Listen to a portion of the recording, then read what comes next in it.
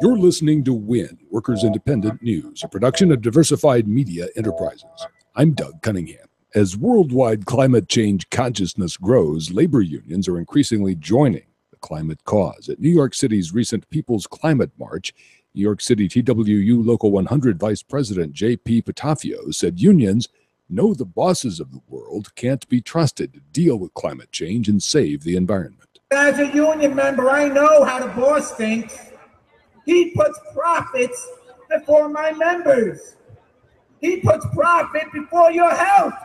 Does he care about the planet? No! What are we going to do to the boss?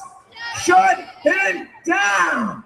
Who got the power? We got the power. What kind of power? Union power. Union power. Let's take back the agenda of climate change and tell the UN if they don't get the job done, the unions will.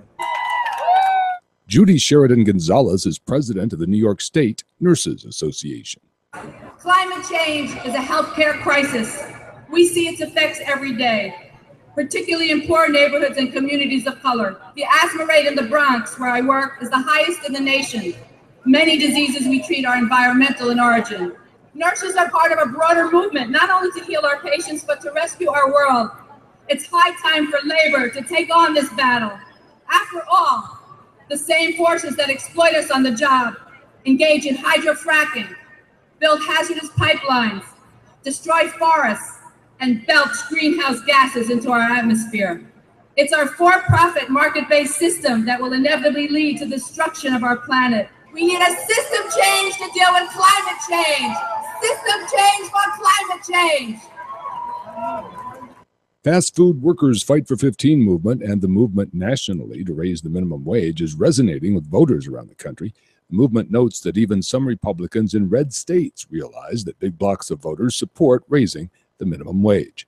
The Los Angeles City Council recently voted to raise hotel worker minimum wages to $15.37 an hour, indexed to inflation. San Francisco voters will see a $15 minimum wage issue on the ballot there in November.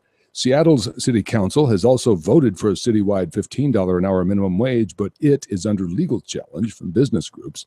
Minimum wage questions are also on the ballot this year in Alaska, Arkansas, Illinois, and Nebraska. Workers Independent News is brought to you with support from union-owned and represented Bank of Labor. Member FDIC, equal opportunity lender. Doing whatever it takes to meet your business lending needs for new construction, remodeling, or building training facilities. Online at bankoflabor.com. You've been listening to WIN, Workers Independent News. For more information, visit laborradio.org. It's time for the Rick Smith Show. I want you to get up now. I want all of you to get up out of your chairs.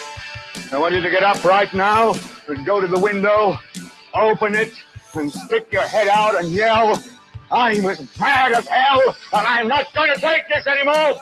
I don't want to abolish government. I simply want to reduce it to the size where I could drag it into the bathroom and drown in the bathtub. You bet I cut the taxes at the top. How dare you? How dare you?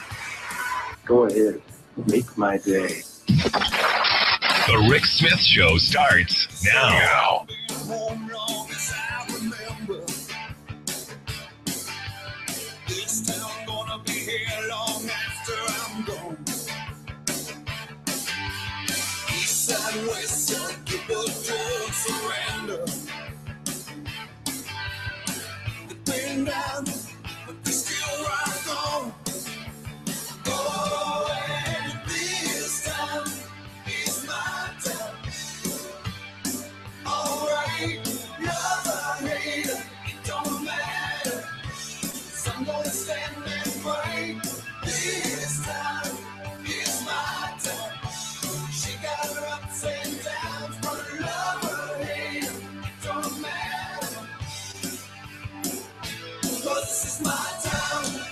And welcome, brothers, sisters, working class heroes. This is the Rick Smith Show. Thanks for being here today on the big program. Lots of things to get to, lots to talk about.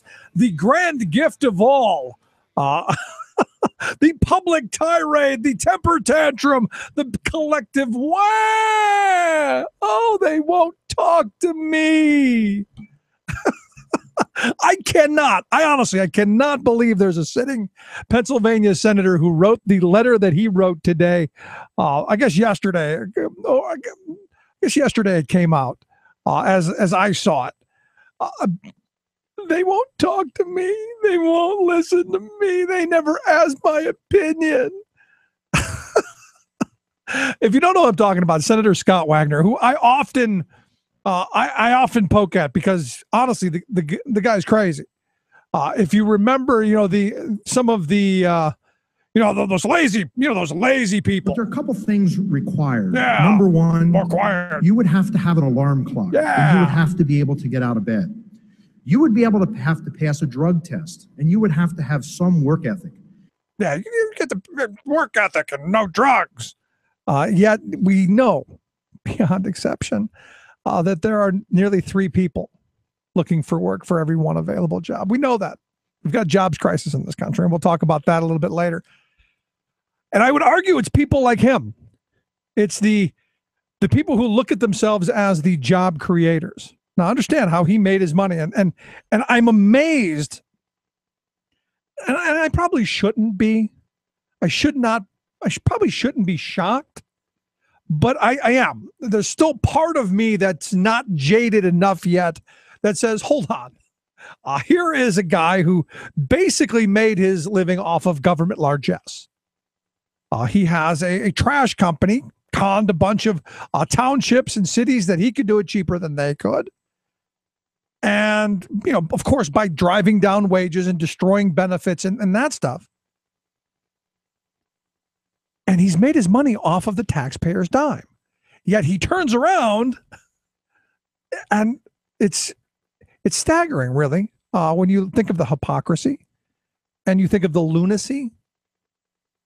One of the other quotes I loved of his is, there are more people riding in the wagon. The other problem we have is that we have given out so many government benefits over the last 5 years that we have more people riding the wagon than pulling the wagon. Am I the only one who thinks that? Now remember, the guy made his money from taxpayers.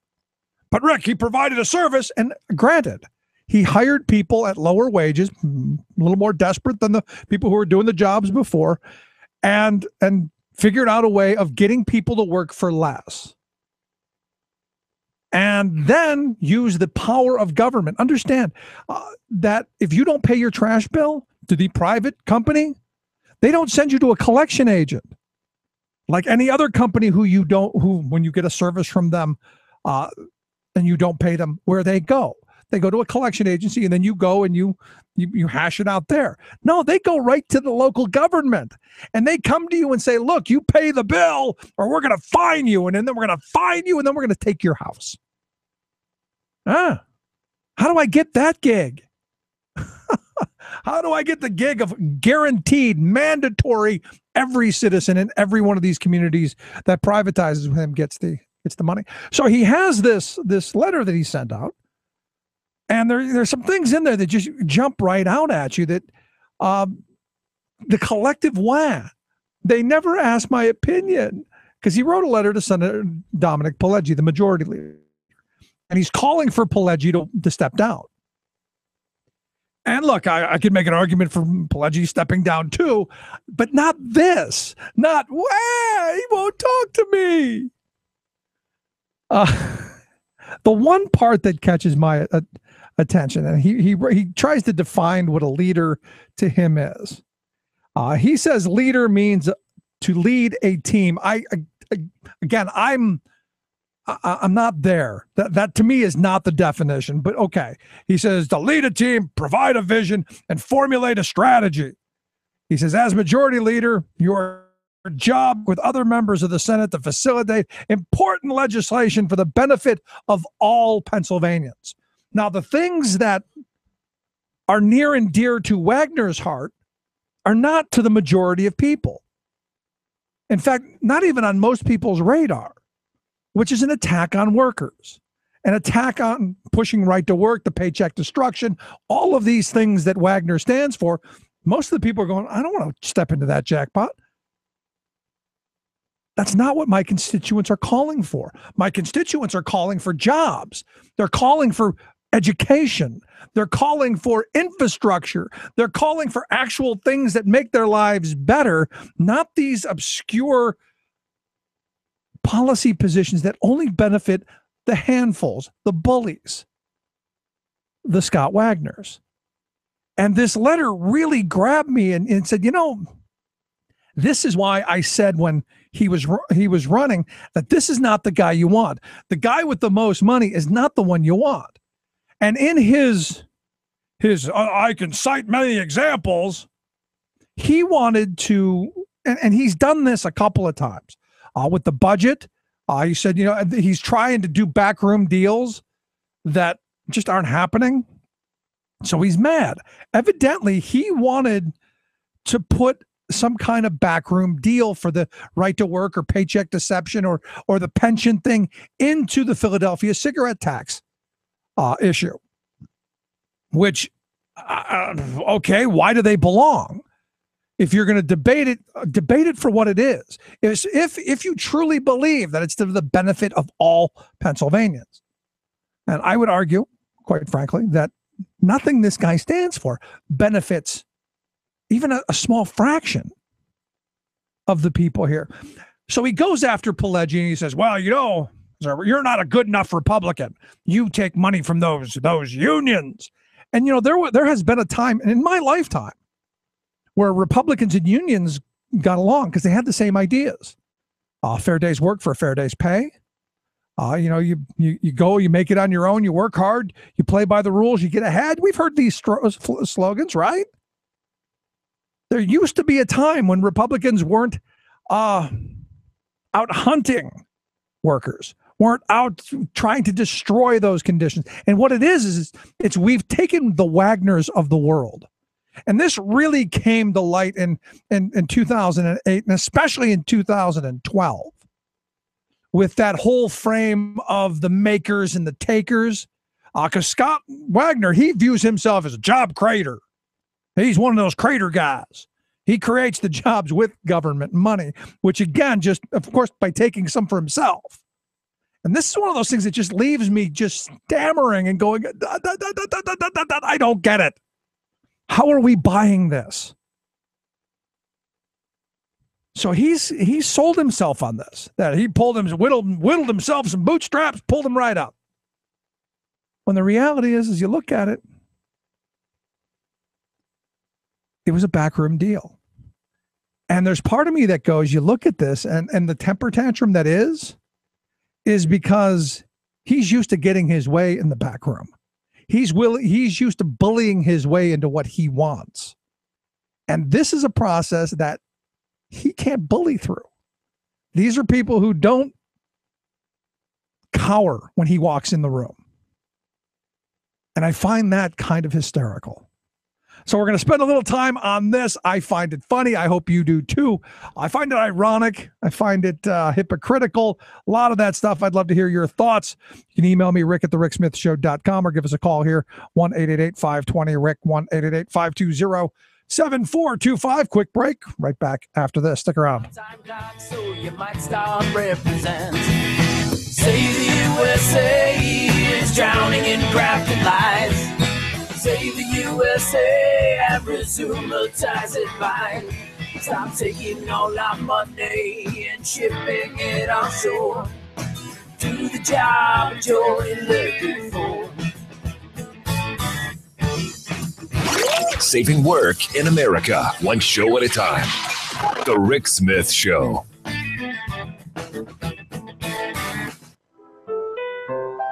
From United Nations headquarters in New York, this is your World in Tooth. I'm your host, Luke Vargas, with the Talk Radio News Service. We're keeping the focus on the United Nations today, where Israeli Prime Minister Benjamin Netanyahu addressed the General Assembly this morning. Netanyahu advanced several new arguments, including that Hamas and the Islamic State are one and the same. The same countries that now support confronting ISIS opposed Israel for confronting Hamas. They evidently don't understand that ISIS and Hamas are branches of the same poisonous tree. Earlier today, the UN's so-called Special Rapporteur for the human rights situation in the occupied Palestinian territories released a statement saying that Israeli forces used excessive force to confront Palestinian protesters earlier this summer. Makarim Wibi-Sano also said that the death of nearly 1,500 Palestinians, including more than 500 children, raises serious questions about possible violations of international humanitarian law and human rights law. For his part, Netanyahu responded by saying Israel, quote, justly defended itself. The brave soldiers of the IDF, our young boys and girls, they upheld the highest moral values of any army in the world. Netanyahu also had harsh words for Iran, saying that President Hassan Rouhani had been engaged in, quote, a manipulative charm offensive, end quote, intended to lead to the end of economic sanctions and more political space to continue work on nuclear weapons. Responding to Iranian assertions that the country rejects terrorism, the prime minister offered the following. You know, to say that Iran doesn't practice terrorism is like saying Derek Jeter never played shortstop for the New York Yankees. For more global news headlines, visit talkradionews.com. This is the Media Matters Minute. I'm John Kerr. Military veterans are speaking out against Fox News host Eric Bolling's reference to the first female UAE fighter pilot as, quote, boobs on the ground. Bolling was forced to offer an apology for his comments on a later show after widespread backlash. Yesterday, I made an apology on this show, but it was inadequate. Fox News has received letters from viewers, including from women in the military, and I've taken them to heart. Therefore, let me speak clearly and sincerely. I'm sorry for what I said. I believe that Major Al-Mansouri is a hero. She's courageous, brave, and she deserves our praise, not inappropriate jokes. 60 U.S. military veterans from the Truman National Security Project signed an open letter which condemns Bolling for his, quote, immensely inappropriate remarks. The letter called Bolling's comments, quote, unwarranted, offensive, and fundamentally opposed to what the military taught us to stand for, adding that, quote, by offending an ally and cheapening her contribution, Bolling was actively hurting the mission. For more on this and other stories, visit MediaMatters.org. Chances are, when you took a shower this morning, an AFSCME member made sure that water was clean. When you drove to work, an AFSCME member maintained the road. When you rode an elevator, an AFSCME member inspected it. I'm David Philman, Executive Director of AFSCME Council 13, the American Federation of State, County, and Municipal Employees. AFSCME members enforce regulations, keep prisoners behind bars, take care of patients, protect the environment, and more. The work isn't glamorous, the salaries aren't high, but AFSCME members serve the public in every aspect of our daily lives. Chances are, you'll never see that AFSCME member working in a sewage plant, diving underwater to repair a bridge, or answering a 911 call. But aren't you glad they do? For more information, visit AFSCME13.org. We are AFSCME. We make Pennsylvania happen! Exposing GOP hypocrisy. The Rick Smith Show.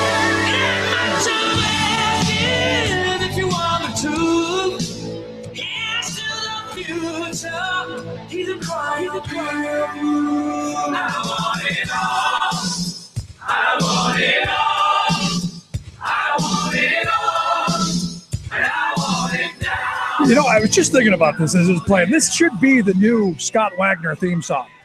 Really, this should be the bully crybabies. This is the new theme song. Anytime I talk about Senator Wagner, this is what I'm going to play, because I got to tell you, the letter just confirmed everything I ever thought. And everything I think I've ever said on this program about the good senator there. And then it made me stop and think, you know, maybe this is why come November we should have a wholesale change. Just a thought. Anyway, it just makes me think. And then also you throw into this the email scandal. And it immediately took me back to the interim education secretary, who said that her agency, when asked about the no-show job for the former education secretary, the reason there were no emails is, well, they deleted and cleansed them. And immediately I thought, well, maybe she should have been running Corbett's operation there at the Attorney General's office. Just a thought. Anyway, here to talk a little bit about all of this stuff and where we should be going here in the coming weeks and months. I've asked Katie McGinty. She's chairwoman for Fresh Start PA, the website freshstartpa.org. Katie, thanks for taking time for us. Hey, Rick, I think it's time for a fresh start. What do you think? Looking at this stuff, sitting in this chair, no. Sitting in this chair, there's too much free material out there. It's like during the Bush years. Bush made me an instant comedian, and just because of the dumb things that were going on. And I look at this administration. You're a pro. You don't need these softballs. Oh, but this just makes my life so much easier. I hear, but then I got to go outside, and that's a problem. Well, listen, it would be funny, except for how unfunny the downward spiral of this Commonwealth has been for every Pennsylvanian, especially for working families. I know we're going to get to those emails, but I got to start just with the news of last week. Another downgrade of our credit rating. Corbett said we're better off since he's been in charge. It's never happened before. Every one of those downgrades means a tax increase to every Pennsylvanian. The emergency loan to the Treasury, not because there's been an emergency. We ran out of milk and eggs money. Yeah. The kind of mismanagement that has driven the Commonwealth to its knees and has made the job and the day and the whole effort so tough for working families across Pennsylvania. I'll tell you, it's a real bad situation. We certainly do need a new direction. Well, I mean, and that's why I bring up quite often the newspaper of the investor class. The Wall Street Journal, wrote not too long ago that during the Corbett tenure, what we have seen is the fourth slowest growing economy in the country. And they went through why, and it's all of the policies of this administration. It's very, very true. In fact, now, speaking of Wall Street type, Fitch is in downgrading us again. It says now we're one of the worst 5 states in the country in terms of fiscal mismanagement. And we know that we went from 7th in the country. We were one of the top 10 fastest growing economies in the country, creating jobs just 4 years ago. And boy, under Corbett, he's driven us all the way down to 47. It's a terrible record, and it's our job to make sure that the voters are aware of it. Corbett owns the record that he has achieved in his 3.5 years. Yeah, I mean, and I have friends who live in New Jersey, and they complain about Chris Christie, and there's a lot to complain about there. But I argue that Corbett's been even worse than Christie, if you can imagine that. Well, he has, because look, we were climbing out of the recession. Corbett inherited a $1.4 billion revenue surplus. Corbett inherited an economy that, in terms of small businesses and entrepreneurs, we were 7th in the country in terms of investments and entrepreneurial activity. Corbett inherited a state where we were one of only 8 where for every demographic, every income group, and every part of the state, the kids were improving year over year over year in their standardized tests. And he has managed in 3.5 years to destroy all of that. None of it's academic.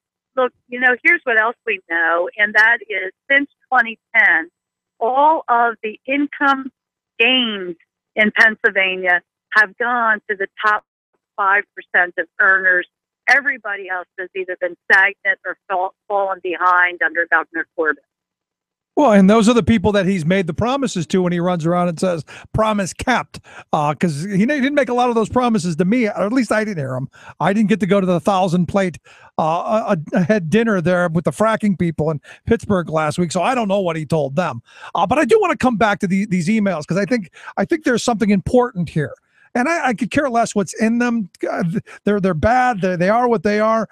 But it shows me something that under his leadership, while they're supposing after a sexual predator, this stuff is going on right under his own nose. I just find that the leadership part of it, if nothing else, the leader should have been fired, a long time ago. I think this is an important point because these were not underlings buried many layers down in a bureaucracy.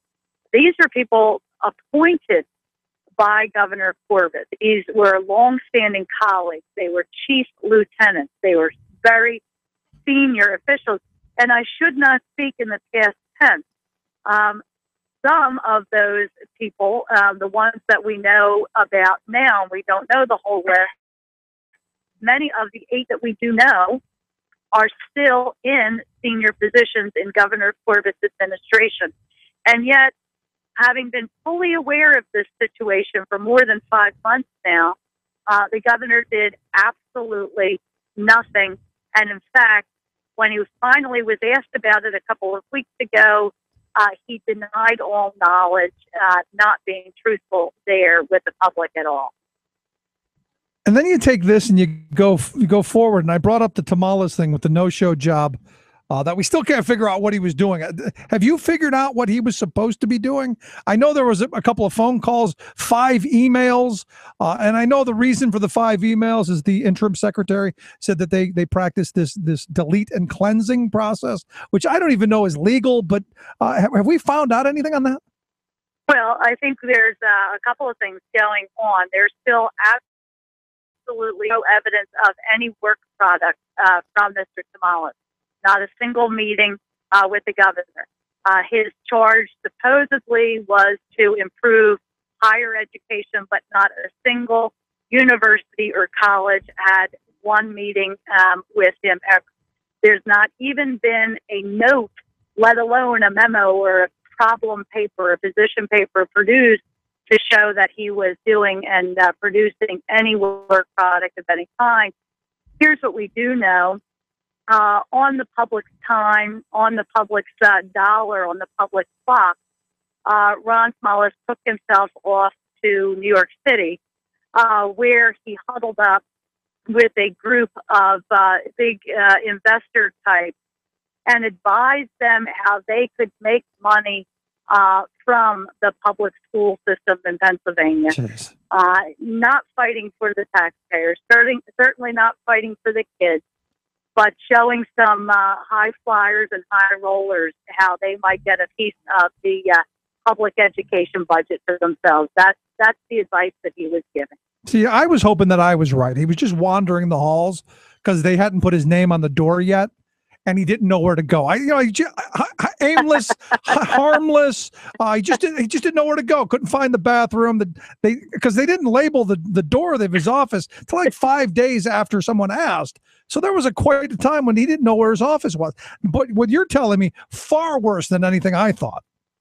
Well, listen, there's a pretty clear pattern here. As the average taxpayer has seen their kids going into schools that are deteriorating with big classes and tutoring let go and having to pay fees for the kids to be able to even just play sports, there have been a lot of people who actually been making money. Who's been making money? Well, the big charter operators who have been giving very generously to Governor Corbett. Right. While there's no accountability, they get a blank check. They only have to produce receipts to show expenses that they are legitimately undertaking. We're now up to $1.1 billion a year that go from our school districts to charters with little or no oversight and accountability. 1.1 billion? That seems like a number. 1 billion. That seems eerily familiar to the $1 billion that's been taken out of public education each of the last couple of years. So isn't that interesting? I've taken to agreeing with the governor now when he wants to say that he did not cut $1 billion out of public education. I've taken now to saying, you know what, Governor, you're right, because you've now cut $3.5 billion out of public education. The original $1 billion, plus taking the reimbursements away from the school districts for the charters, which is now $1.1 billion, plus now the huge bill that we're paying to these big testing companies as we're testing our kids to death. I hear this and it just infuriates me. And knowing what you just said, that the ghost job was actually doing more of the privatization, especially in light of what's going on down in York right now as we speak with their 2 charter operators who are looking to take over the entire York City school district and basically privatize the whole district. We've got Harrisburg who working full steam ahead to do that. It's very revealing, Rick, where we actually have the tapes of this conference in New York where Mr. Tamales was holding forth, and he offered advice like, look, The urban districts don't have any money left. A lot of poor people in the urban districts are not going to make any money there. So my advice is you go after those suburban districts where there might be a few bucks you can pick up. This is the kind of advice that Smolis on the public time and the public dime is up there sharing with the Wall Street type. Wow. I mean, I can only think class traitor. Treason. Trees, hangings. That's why, to me, November 4th cannot come fast enough. Well, I know this is a big issue for you, and I feel remiss in not saying it a minute ago, but what the average family is seeing is not only their children's future diminished because of how poor the school's experience has become with all the cutbacks, but they're also seeing their property taxes go through the roof.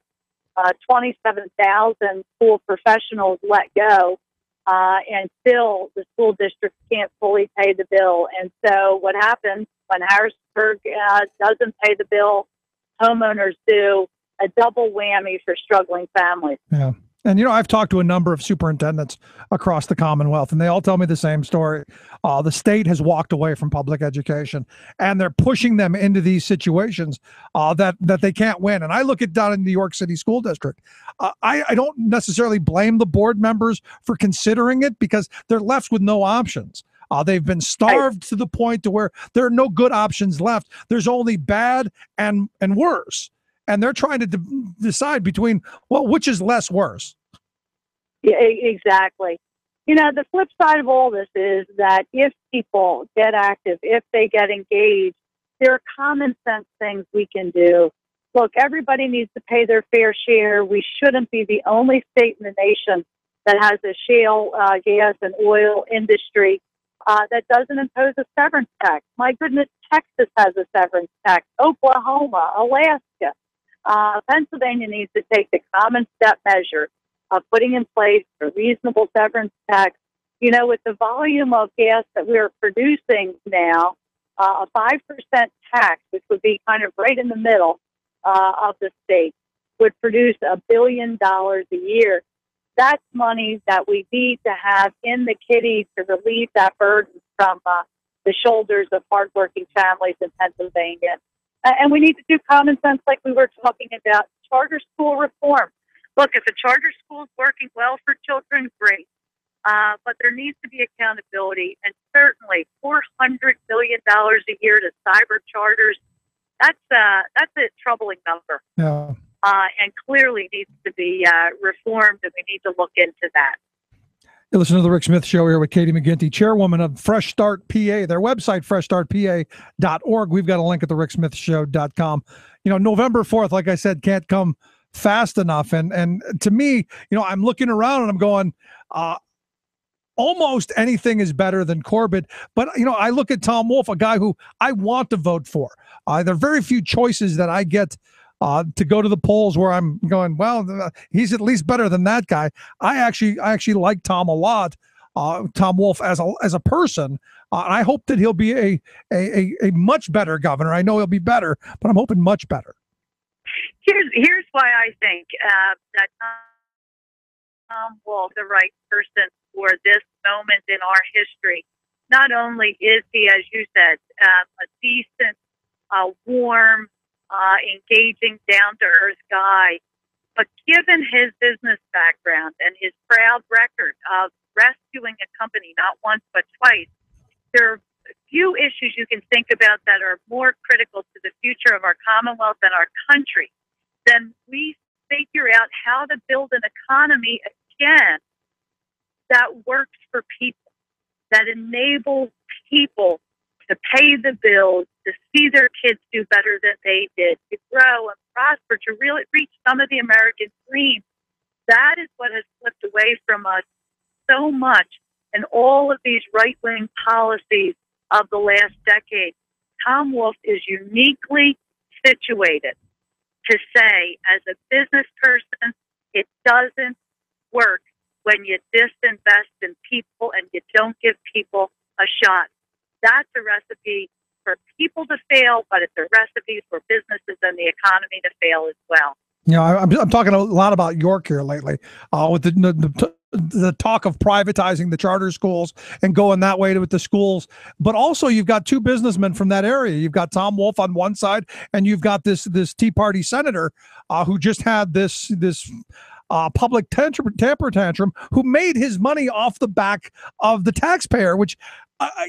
I look at these two very different business mentalities, and the guy who made his money off of government largesse is the guy saying government's the problem, and the guy who made his money in the actual free market is the guy saying, well, hold on, there are a bunch of ways of doing stuff, and that's what I think I like about him the most. That's Scott Wagner. He also yeah, that trash service has to be provided. Yep. Yeah, I've talked about it quite often. Anyway, the website again, Fresh Start PA. We've got a link at thericksmithshow.com. Katie, it was great talking with you. I appreciate you taking time for us out of your busy schedule and look forward to having you back again real soon. Thanks so much. Your listeners, yeah, we lost you. Well, anyway, I think what she's saying is November 4th, get to the polls. Just because the polls are saying Tom Wolf's up by 20%, you actually got to go vote. Just a thought. Let's take a quick break. Right back. Stick around. You listen to The Rick Smith Show. We're working people. Come to talk. Station to station. Hand in hand. Cross nation.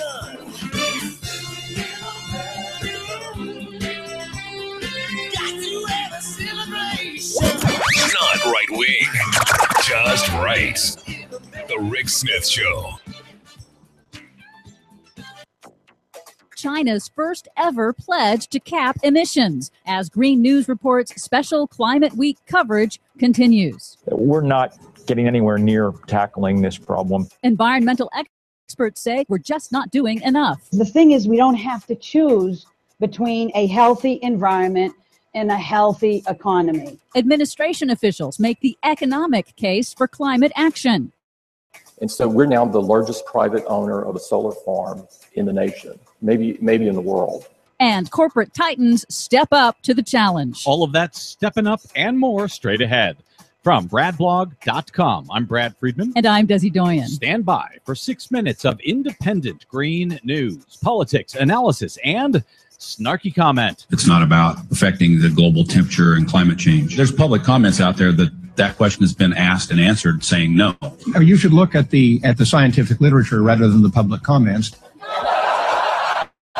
With all due respect, Representative Mouchon, I suggest you get the Journal of Applied Meteorology and Climatology as opposed to the YouTube comment feed of Obama Lies 1776. This is your Green News Report. I didn't know we'd be talking to an actual scientist.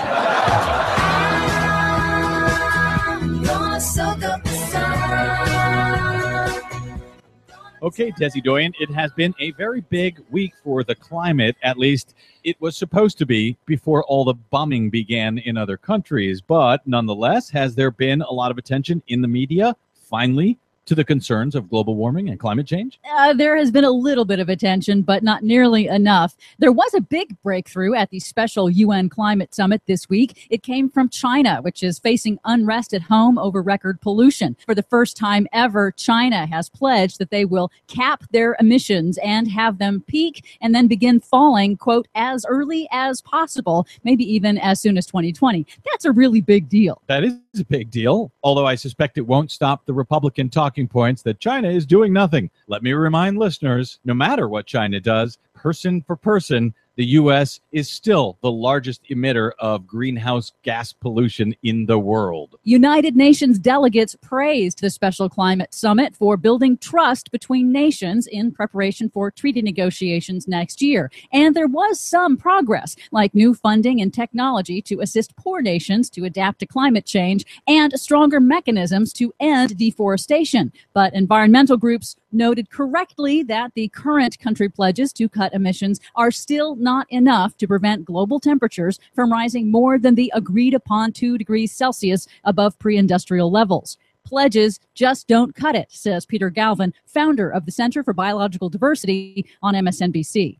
Well, we should be looking for specific binding emissions cuts from different countries. And right now we don't have that. We have vague words. The European countries are a bit skeptical of committing to additional carbon reductions until the U.S. does. And so it's really critical that the U.S. actually lead on this issue. And yeah, climate journalist, expert turned advocate Bill McKibben said something very similar. We're not getting anywhere near tackling this problem. And the kind of things the president was talking about today were pretty small potatoes. And now U.S. cabinet members have fanned out this week to make the economic case for climate action in the U.S. Here's Secretary of State John Kerry. It doesn't cost more to deal with climate change. It costs more to ignore it. Treasury Secretary Jack Lew. If we fail to make changes now, it will be much more costly to deal with the problem later. Environmental Protection Agency Administrator Gina McCarthy also focused on the economic costs of climate change. The thing is, we don't have to choose between a healthy environment and a healthy economy. Well, the administration officials were on message this week on that score, and that's all well and good for those big government officials. But what about the guy on the ground? What about the private businessman? What about the guy who has to answer to shareholders and make a profit? Tim Cook, CEO of Apple, talking about exactly that. So we're now the largest private owner of a solar farm in the nation, maybe in the world. And so now if you look at our corporate facilities, we're at 94% renewable. And we're chipping away at trying to get the last 6%. And it's great for the environment. And by the way, it's also good for economics. It's both. Oh, never mind then. And it's good for both the private and the public sectors, as EPA Administrator Gina McCarthy pointed out. Since President Obama took office, wind energy has tripled and solar has grown tenfold. That's thousands of jobs that cannot be shipped overseas. Right, but if they cannot be shipped overseas, then American corporations won't be able to increase their profits. And, of course, isn't that what all of the climate denial in this country is all about? Actually, it's all about protecting the profits of just one sector, the fossil fuel industry. For much more on that one sector and how they are screwing over your planet, please check out our website at greennews.bradblog.com. While you're there, please consider a donation to help the Green News Report stay on your public airwaves. You can find us and follow us on the Facebook and the Twitters at Green News Report. From bradblog.com, I'm Brad Friedman. And I'm Desi Doyen. And this has been your Green News Report.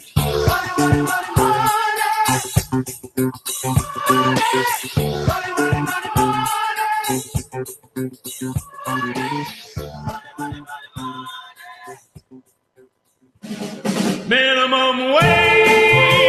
Yeah! You know what it means when they pay you minimum wage? You know what they're trying to tell you? It's like, hey, if I could pay you less, I would. Yeah. People like Scott Wagner, if they could pay you nothing, they would. And that's the goal. I mean, I look at this letter that the esteemed senator sent off to the Senate Majority Leader. And look, I'm not a huge fan of the Senate Majority Leader either, but this public temper tantrum saying that we want to push things that all Pennsylvanians want, while telling us that he has the priorities. Yet his only real priority is attacking workers. Where is he when you talk about minimum wage? Yesterday, I don't know if you saw this, all across the Commonwealth. Big day across the Commonwealth. Couple thousand people out in the streets. And why were they out in the streets? Demanding an increase in the minimum wage. And you know what's interesting to me here on this program? We were one of the first programs in the country to pick up on this fast food forward campaign. I mean, fortunately, we were at the beginning of it, pulling those folks in from New York, talking about, what are you guys doing? There were just a handful of them at the time. And they were saying, we want to begin this huge movement. And what happened out of just a handful of places around New York City has grown over the last couple of years into a movement of, 150 cities the last time they had a strike. You had actions across the country, 150 cities. Thousands of people. There were 2,000 people who showed up to their convention in Chicago this past summer. There's a real groundswell of people who've said, you know what, we've we've had it about enough. We've gotten screwed just about enough. Thank you very much. And, this is why we've seen it. And this fast food forward campaign, while everyone's saying, wow, that's just too much, it's never going to get any traction, especially when the president was talking about $9 an hour, raising the minimum wage to. Well, you know what? There are a number of cities across the country who have pushed this forward. Look at LA last week. City council said that hotels have to pay $15.37 starting next year. Seattle, San Francisco, New York. We're seeing all of this stuff. And now what you see is today, in fact, it was Mayor de Blasio there in New York City signed an executive order that would cover about 18,000 workers over the next 5 years, according to the newspaper there, the New York Times. They said that the living wage would go to $11.50 an hour from $10.30 for workers who receive benefits such as health insurance, and for those without benefits, and would rise to $13 an hour from $11.90 an hour. So what they're doing is they're moving all of the contracts that the city has, and I've always said this is a good idea. The Scott Wagners of the world, who do work for we the people, his employees, we should be mandating that they're at least paid a living wage. And this is what I've always said about the privatization schemes. Because understand, the only way that, look at the York City schools, for instance, the only way these charter operators can come in and do what they say they're going to do and turn a profit with the money that they have is to lower wages, cut benefits, cut pensions, less offering, maybe larger class sizes, all kinds of negatives. All the negatives that you could think. That's the only way that you get the kind of quote unquote, and I love the word savings, that you would need to be able to put a profit tag on something like public education. So by saying, look, here's the reality. You want to be engaged in this business. You want to do work for the taxpayers. We're going to set the standard to where the workers benefit from it. And that is a concept completely foreign to a segment of our political population, to an ideology in this country, which is this. And I was just reading, during the breaks, an article, and I'm going to talk about it a little bit more tomorrow, but because I got to find somebody to really hone in on this argument, because you've got the people out there who believe that, and the article was in the Wall Street Journal opinion page, something about Uber and what Uber and charter schools have in common, or Uber and school choice, I think is how he framed it. And I'm going, you're going to put a taxi service, I guess. I can't even call it that, a ride sharing service, together with the future of our country. Really? You're going to put a guy who wants to, we're going to drive around. We might as well take somebody with us and make a couple of bucks out of it kind of service with the future of our country. Really? And the answer is yeah, because they believe that everything is a commodity that should be bought and sold. Education is nothing more than a commodity, which is how you end up seeing idiotic statements like the Duggar woman recently. And I don't know which one of the multitude over there in the quiver, if you will. I don't know which of the quiver said it, but the Germans and the Holocaust is where evolution came out of, didn't you know? And you go, I'm about ready to blow my stack because I'm remembering a conversation I had with somebody who was homeschooling his kids. And generally, I don't have a problem with people homeschooling their kids if they're conscientious, if they're really putting the effort and the work in and really want the best for their kids instead of training them on some bizarre ideological rant that has no basis in fact or reality. And I find that to be a lot of the religious types, the quiver types, who just kind of where the Bible has gaps. And look, I believe like most people, I think I'm somewhere in the middle of the road. But when I think you start saying, out of the Holocaust, that's where evolution came from. Really? Who told you that? Oh, well, that's part of our homeschooling. And I remember a number of years back that there was a university who had offered to give all of them free college scholarships if all of them came. And none of them did. And none of them would, I guess. There's part of me that goes, that whole homeschool thing, I don't know that you would succeed in that. I know some homeschool kids do fabulously well because their parents are really intelligent, really thoughtful, and really put a lot of work into what they do. And for those, hey, good on you. But most of the people I know who homeschool, they do it for one reason. They're afraid of society because their whatever twisted, bizarre belief structure that they have doesn't line up with what they think the public schools are. Which is why I've always been one of these people who say prayer doesn't belong in the school. I'm sorry, it just doesn't. If you want to pray with your kid, do like we do. There's dinner, there's when you go to bed, there's all that stuff. Plenty of opportunities outside of school. That's when you do this. That's where the homeschooling should be. You send kids to school so they learn socialization skills. They also learn how to deal with, because understand, you're not going to be able to isolate yourself from everybody else forever. And I had this conversation with somebody a couple years back who said, their job as a parent was, to share their values with their kids and make sure that their kids followed them. I go, what if you're wrong? Or what if you're stupid? I mean, sadly, I've listened to a lot of the homeschool folks, and their grammar is horrible. But that doesn't matter because it's not in the book. And I don't know how I got here, but I'm struggling. I'm furious at this point right now because I think back to the one guy who was homeschooling. He said, "All I need is the Bible to teach my kids about." I go, "What about math? What about And it didn't matter. And that's, I guess, what frightens me, is that we're becoming a society full of pockets. We're segregating ourselves based on extreme thought.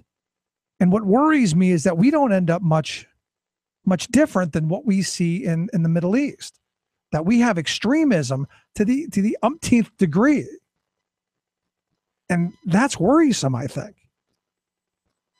I was watching, I went to the doctor yesterday, and thank you for everyone who sent the wonderful words and encouragement and all of that stuff. Was not looking forward to yesterday and the shots and all of that, because I'm needle phobic. I hate needles. I think it goes back to when I was a kid and the nurse snapped the needle off in my arm. But anyway, I digress.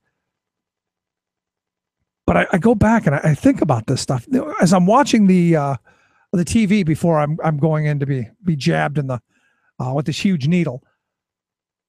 On comes this story from Oklahoma, and there's a guy in the waiting room who goes off on this twisted rant about there's Muslims cutting people's heads off, and this religious extremism, and I said it's kind of an interesting place that it happened, and I just kind of threw it out there to the room. I go, it's kind of an interesting place, don't you think?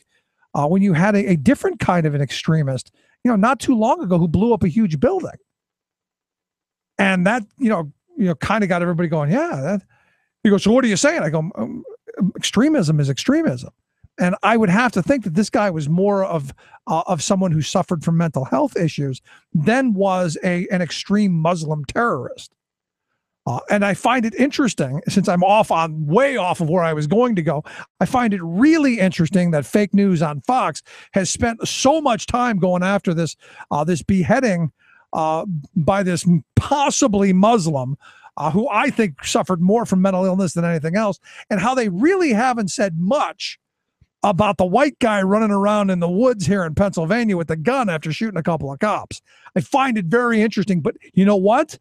They're both terrorism. And I find it interesting at how we put terrorism on brown people, but when it's a white guy with a gun or a bomb, they're political ideologues. They're just standing up for their beliefs. It's really twisted to me. Where I see terrorism is what it is. You go and you shoot a couple of cops, you're running around in the woods, that's terrorism. You blow up a building in Oklahoma City, that's terrorism. Because if you remember, and I do, when the Oklahoma City bombing happened, everyone was looking for a brown guy. Had to be Al-Qaeda. Had to be Al-Qaeda. And is Osama bin Laden. Kind of when we all first collectively really got his name. They find out it's the white kid next door. So I look at this stuff and it's scary to me because we're being force-fed a lot of this insanity. And to me, the part that's frustrating is the things that I think are most people find really important on, can I feed my kids? Is the education that they're getting going to do well for them in their lives? Is my neighborhood clean and safe? Are the roads drivable? Is our infrastructure sufficient? All of these other things we're not being shown. And a part of me says it's all by design. Because, when you talk to the average person, they care about their families. And when you see the mainstream media pulling the strings, because we're being primed for a full-blown war, that's going to happen. And the next couple of stories that come out of some atrocities, because when you keep poking extremists, they're going to do extreme things. That's the reason you have them around. And where does that lead us? And that's troubling times. And, I looked around on the mainstream media sites, not much on Mayor de Blasio signing this executive order, saying that they're going to raise the standard of living of thousands of workers in the city. And you didn't probably see anything about the governor of California on Sunday signing a bill into law that would hold employers responsible for wage theft or safety violations committed by temp agencies or independent contractors, subcontractors that work under them. Huge, enormous, potentially game-changing pieces of legislation. Nothing. And there's a part of me that says the reason they don't want us to know is because they don't want us to know there's a problem. Last week we talked about the fact that wage theft is 3 times more costly than actual theft. Than someone, robbing a bank or a gas station or a convenience store or your house or anything. No. Wage theft. So the guy you work for is the guy stealing from you more than the person breaking into your store. It's amazing to me. And yet we don't see it that way. And, for me, the idea is that at some point we need to raise this consciousness and understand that there is a class war going on. If Warren Buffett can say it, I can say it. And we're losing, like Warren Buffett said. But we shouldn't be. We have outprocreated them. Come November 4th, Election Day, you can change things. But I find it ironic that John Boehner will do nothing, I love this, to foster a debate about what we're doing in the Middle East, because as I understand it, he doesn't think people are going to be there. Yet the rate of incumbency is what, like 95%? It's amazing. And we let him get away with it. Frustrating stuff. Anyway, if you've missed any portion of the program, thericksmithshow.com. That's the best place to go to get the podcast. I encourage you to. Also, the app on your smartphone, the Rick Smith Show app, if you got Google or iTunes. That's great to have. Take the program anywhere you go, whenever you go. Also, the Stitcher app, if you've got Stitcher, look us up, The Rick Smith Show. You can always email me, rick@thericksmithshow.com. I answer all emails personally. I appreciate you taking time for us. Going to wrap up here the first hour. When we come back, going to talk about infrastructure, and I gotta go back to the Scott Wagner letter. Sorry, I have to. Sorry. Right back after this. I see them blue for me and you. to myself, oh, wonderful world. Yes, it is all about the children, even after they're born. Rick Smith. You're listening to The Rick Smith Show. For more information, go to thericksmithshow.com. If you've missed any portion of the program, you can download the podcast at thericksmithshow.com. You're listening to WIN, Workers Independent News, a production of Diversified Media Enterprises. I'm Doug Cunningham. As worldwide climate change consciousness grows, labor unions are increasingly joining the climate cause. At New York City's recent People's Climate March, New York City TWU Local 100 Vice President J.P. Patafio said unions know the bosses of the world can't be trusted to deal with climate change and save the environment. As a union member, I know how the boss thinks. He puts profits before my members. He puts profit before your health. Does he care about the planet? No! What are we going to do to the boss? Shut him down! Who got the power? We got the power. What kind of power? Union power. Union power. Let's take back the agenda of climate change and tell the UN if they don't get the job done, the unions will. Judy Sheridan Gonzalez is president of the New York State Nurses Association. Climate change is a healthcare crisis. We see its effects every day, particularly in poor neighborhoods and communities of color. The asthma rate in the Bronx, where I work, is the highest in the nation. Many diseases we treat are environmental in origin. Nurses are part of a broader movement, not only to heal our patients, but to rescue our world. It's high time for labor to take on this battle. After all, the same forces that exploit us on the job engage in hydrofracking, build hazardous pipelines, destroy forests, and belch greenhouse gases into our atmosphere. It's our for-profit, market-based system that will inevitably lead to destruction of our planet. We need a system change to deal with climate change. System change for climate change. Fast Food Workers Fight for 15 movement and the movement nationally to raise the minimum wage is resonating with voters around the country. The movement notes that even some Republicans in red states realize that big blocks of voters support raising the minimum wage. The Los Angeles City Council recently voted to raise hotel worker minimum wages to $15.37 an hour, indexed to inflation. San Francisco voters will see a $15 minimum wage issue on the ballot there in November. Seattle's City Council has also voted for a citywide $15 an hour minimum wage, but it is under legal challenge from business groups. Minimum wage questions are also on the ballot this year in Alaska, Arkansas, Illinois, and Nebraska.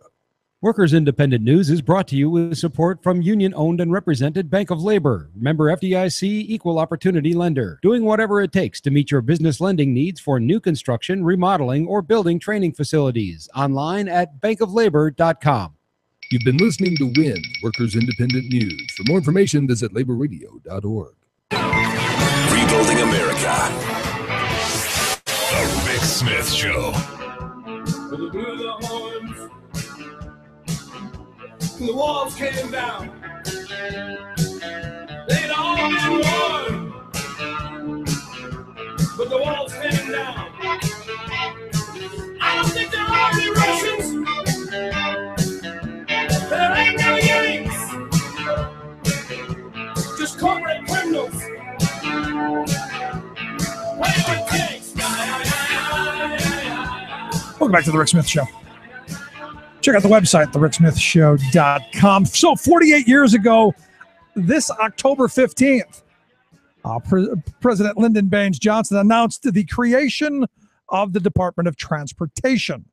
And during that signing ceremony, President Johnson laid out kind of the main themes, if you will. He said, among the many duties the new department will have, several deserve special notice. He said, one, to improve the safety in every means of transportation, safety of our automobiles, our trains, our planes, and our ships. He said to bring new technology to every mode of transportation by supporting and promoting research and development.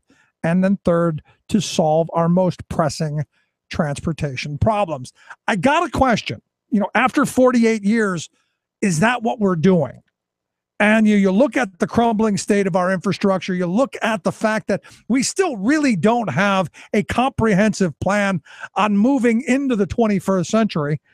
Kind of got to go. Do we need to have a new look at this? Do we need to be pushing for some things? Which is why I've asked Ed Whitkin, president of the Transportation Trades Division of the AFL-CIO. Ed, thanks for taking time for us.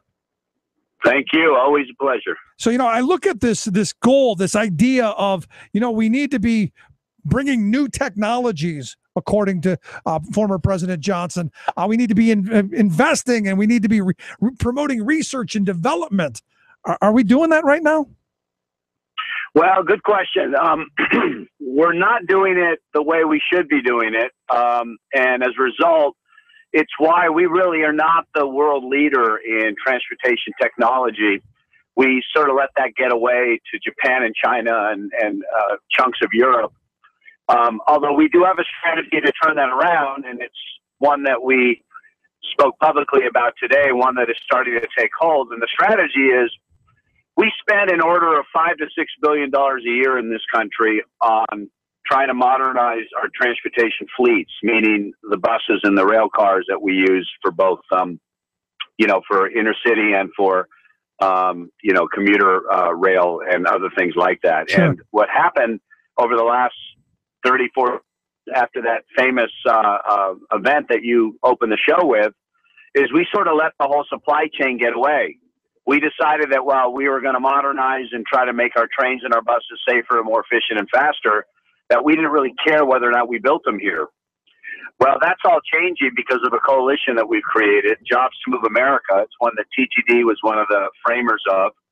We, along with the National AFL-CIO and a number of manufacturing-oriented unions like the Machinists Union, the Steelworkers, and others, have put together this plan, and it's a real simple one. It's sort of your duh moment. If you're going to spend $5 to $6 billion a year replacing these old aging fleets, why not do it in a way that maximizes U.S. job creation? Why not reward high-road employers?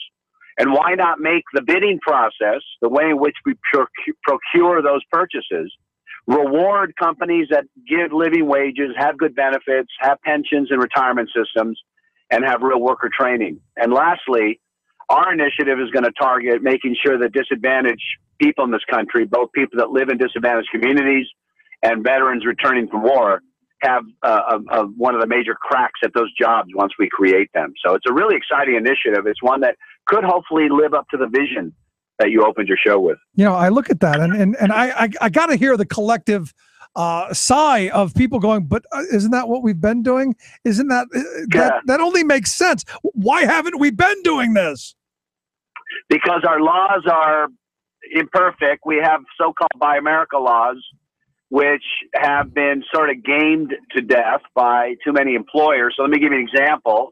A typical purchase, let's say 10 years ago, if you were buying a rail car, had to meet a rail, meaning on a transit system car, would have to meet at least minimally a 60% domestic content.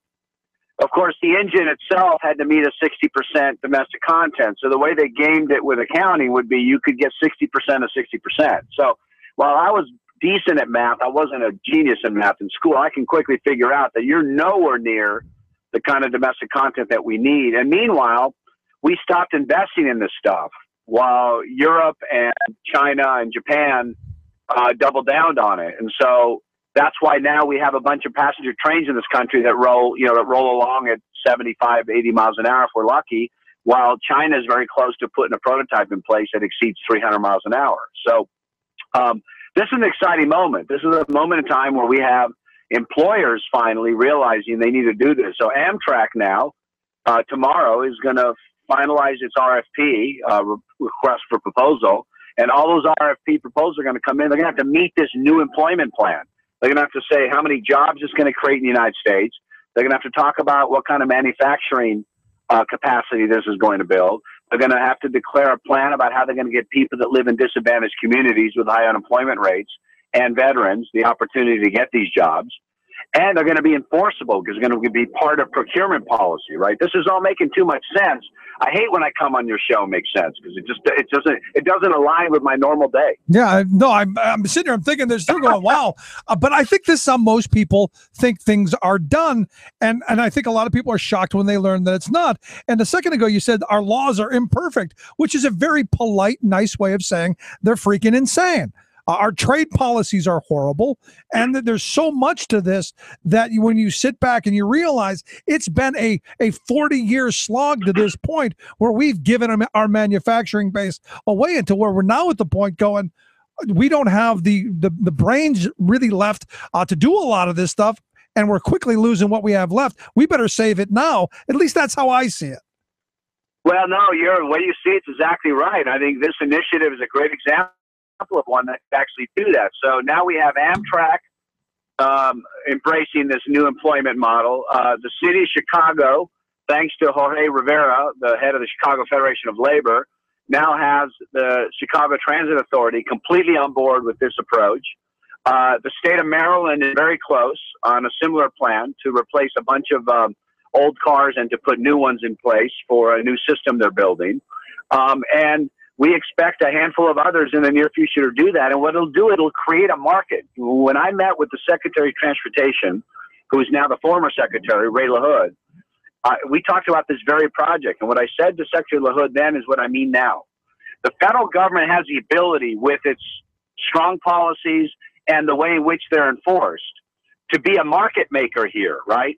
Government doesn't run all this stuff, but government with smart policies can create markets for private sector to then thrive. This is a market-making opportunity. If this is done right, I believe 10 years from now, we potentially will have a thriving transportation manufacturing capability in the United States with new plants that are building state-of-the-art rail cars and buses, as opposed to what it used to be, which is we used to create a huge pipeline of jobs. The problem is all those jobs are overseas. Yeah, and the thing that gets me, though, is I'm listening to this, I'm going, this is great. Finally, I've been talking about this for about 5 years now, but this is great. We're finally starting to maybe think in that way. But I got to think politically, how viable is this given the current complexity in D.C. and in state houses like here in Harrisburg or in Madison, Wisconsin, where there's this aversion to anything done by the government, especially when you start talking about rail transportation?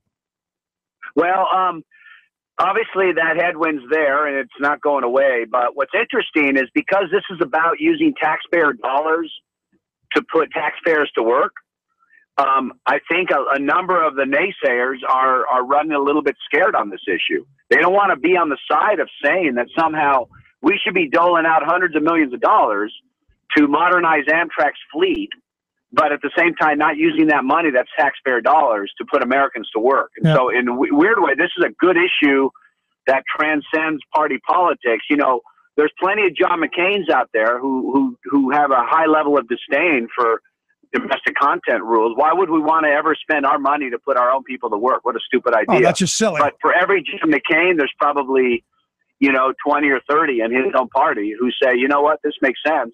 And I think that's why I think it's going in this direction. And because I think right now, because I've been watching this bridge out in California, the Bay Bridge there in Oakland. And, I think that is a giant symbol of what outsourcing will get you. And what foreign content will get you.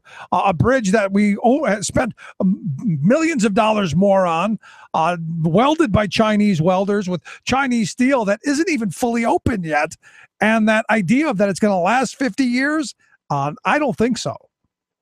Well, no, and there's a larger problem, which is that happened because our Buy America laws were filled with loopholes. We have fixed that problem. In that you couldn't pull off the Bay Bridge today because of the changes that were made in the way Buy America is enforced. Good. They find a way to game it with accounting gimmicks so that they can get credit for stuff that isn't real.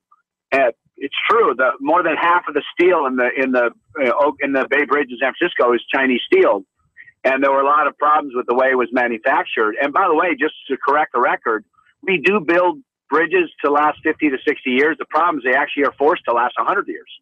So we've got, as you've seen, the laborers unions been all over the country putting billboards up in front of bridges saying, "Welcome to the Bloody Bridge, built to last 50 years, 90 years ago." And it's about time, because I've been saying that for a while now. In fact, my thing was get an app for your phone where when you get near there, it dings up and goes, "Call mom, you're going over the bridge."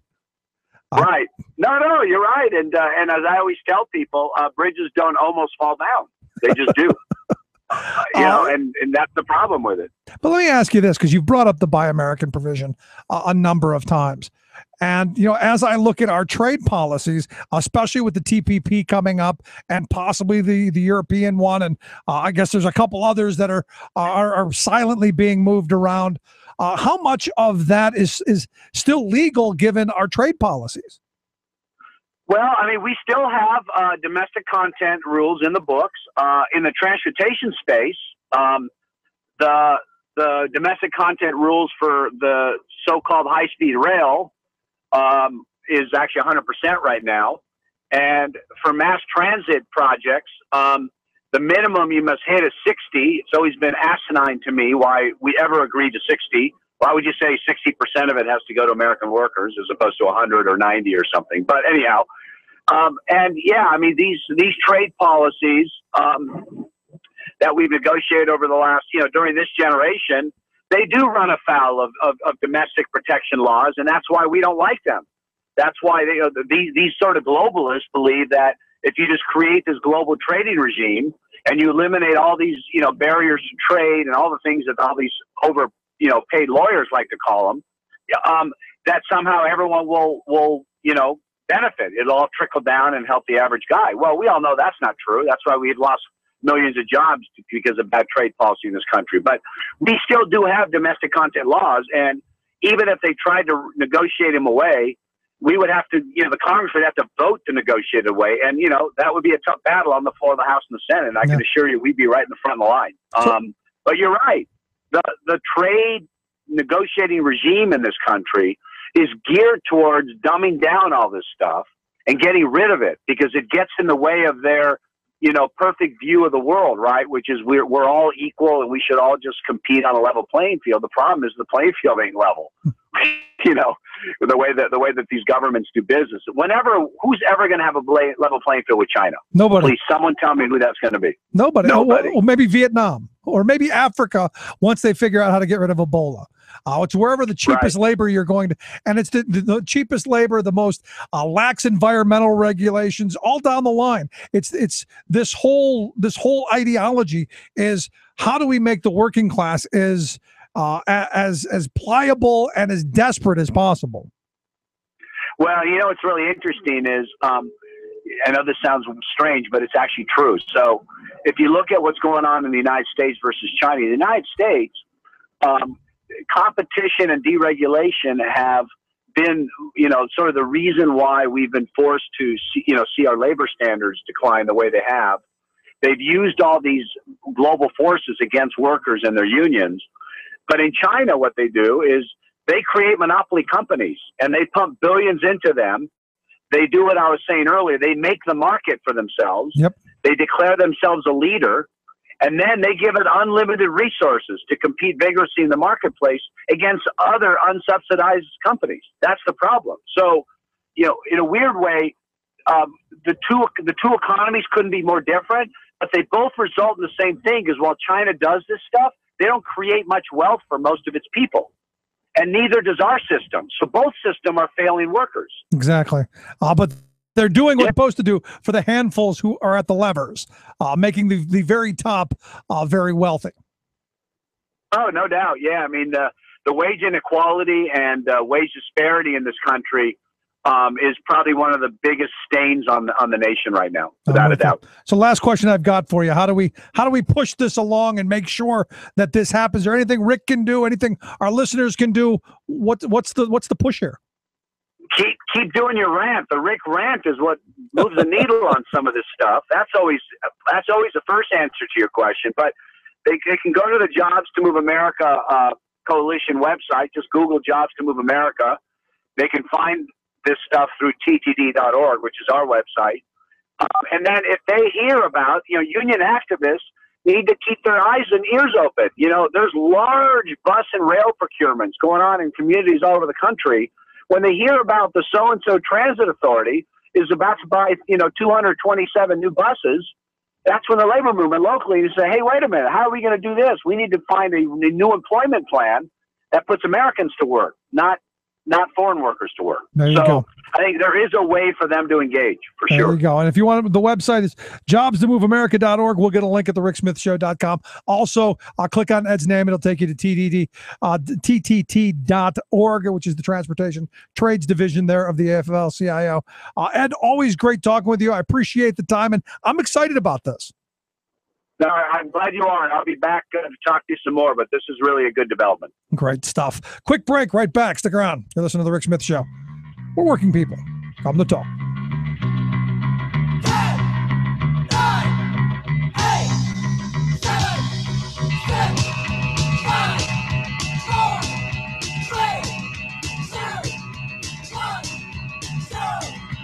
The Rick Smith Show.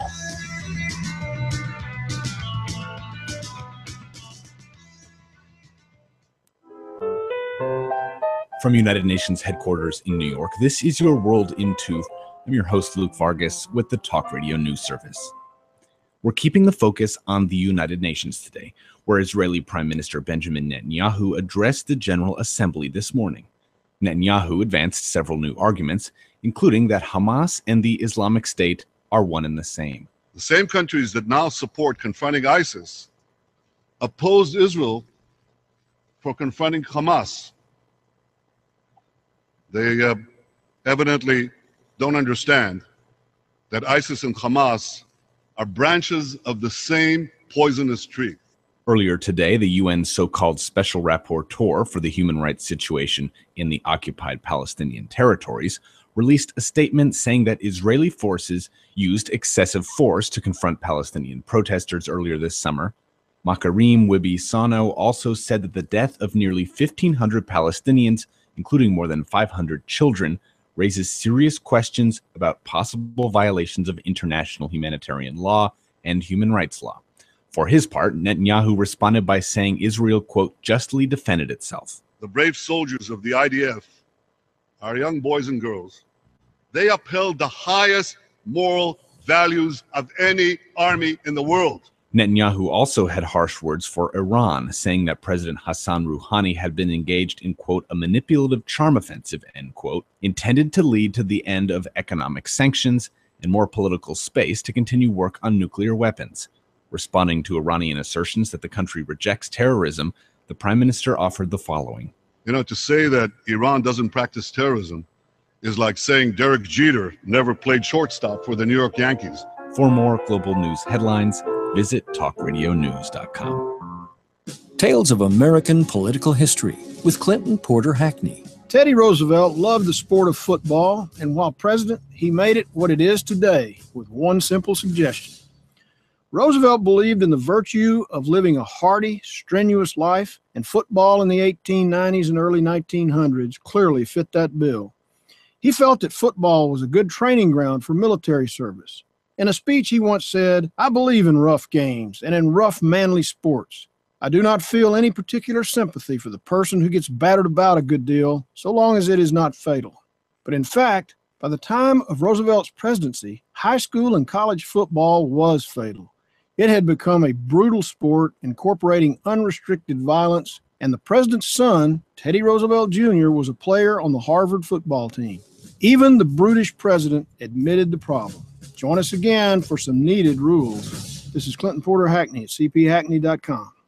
Chances are, when you took a shower this morning, an AFSCME member made sure that water was clean. When you drove to work, an AFSCME member maintained the road. When you rode an elevator, an AFSCME member inspected it. I'm David Philman, Executive Director of AFSCME Council 13, the American Federation of State, County, and Municipal Employees.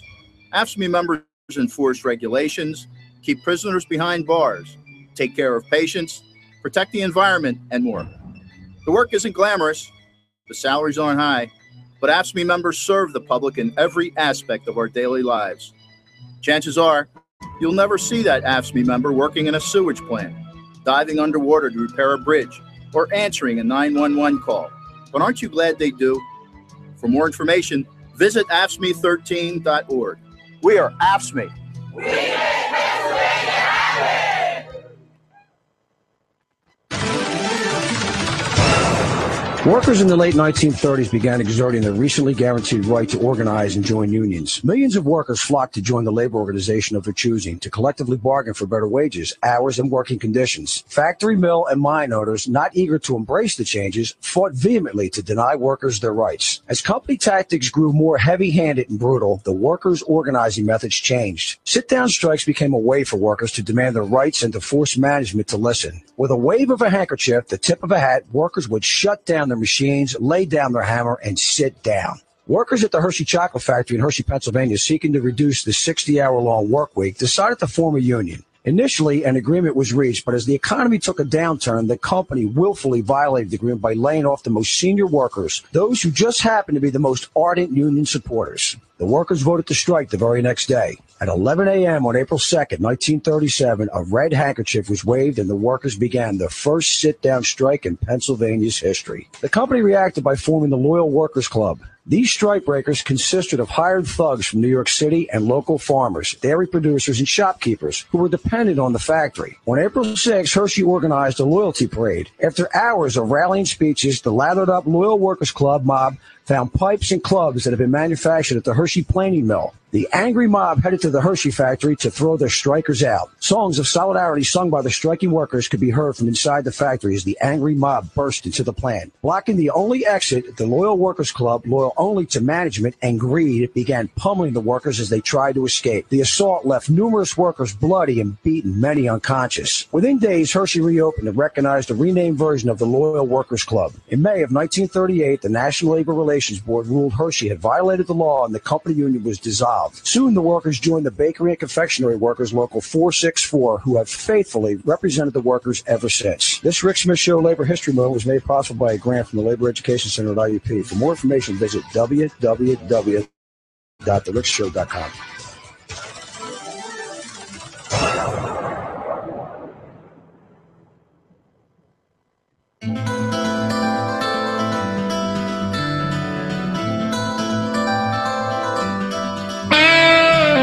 Not enough. What do you get? A little bit more, you always need. A little more man, a little more seed. It's not enough. It's not enough. Whatever I do, whatever you get, never enough. You know, it's interesting talking to Ed. And Ed's really a good guy. One of the really good guys in the labor movement who I enjoy having on the program often. You know, the reality is he's right. Most people, I don't think, realize that the situation is what it is. And when you lay out what we were talking about, that you use infrastructure dollars, for instance, building new trains for whatever, for commuter, for passenger, for transportation, for the commercial. Build that stuff here, right? Wasn't too long ago they laid off a bunch of people in the Erie plant that made those big steam locomotives that carry the coal from one side of the country to the other. Out of business. They're closing it down. And, as we look across the country, we've seen this brain drain. And, it's always worried me that the people who know how to do this stuff, it's always amazing to me. And I've got a friend who's a tin knocker with the sheet metal workers. It's always amazing to me that you can give one of these guys just a flat sheet of steel and the things that they can make with their hands and with a hammer and bending this and that and twisting it all. It's amazing that they have the ability to do that. Me, if I were to start, it looked like a big, it looked like a mess is what it would look like. And the same thing is, I used to, guys who worked in machine shops, and they could take a hunk of steel, about a 10-pound block of steel, and they could turn that into something extremely intricate, and they could do it again and again and again and again.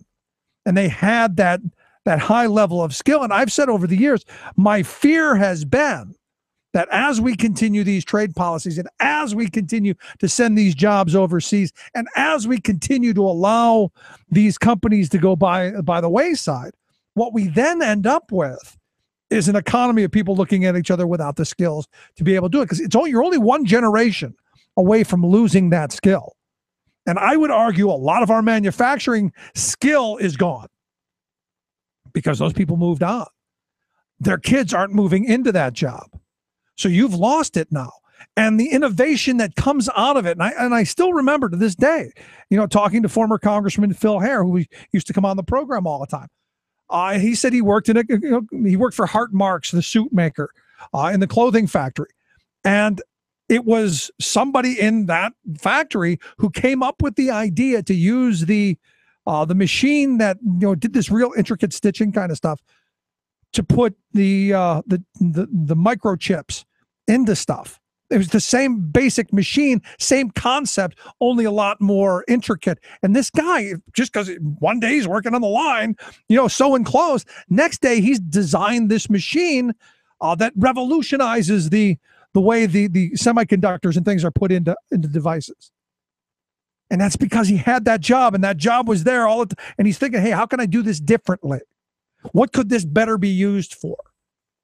It's just one of those things that I've said for years, and it's good to finally hear that something's being done. That there's somebody in the wilderness beside me screaming, "Hey, dum-dums!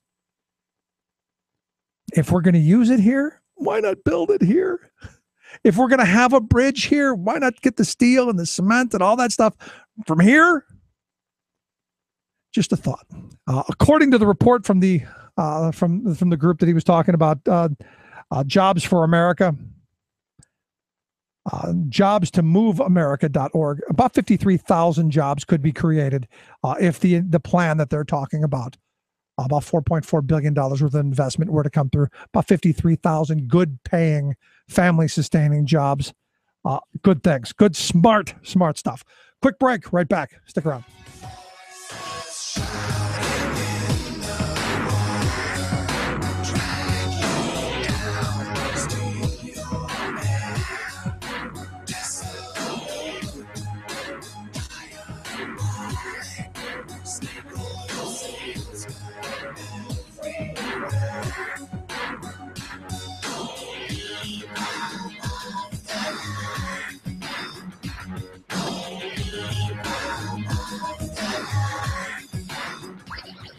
Rick Smith Show, changing America for the better.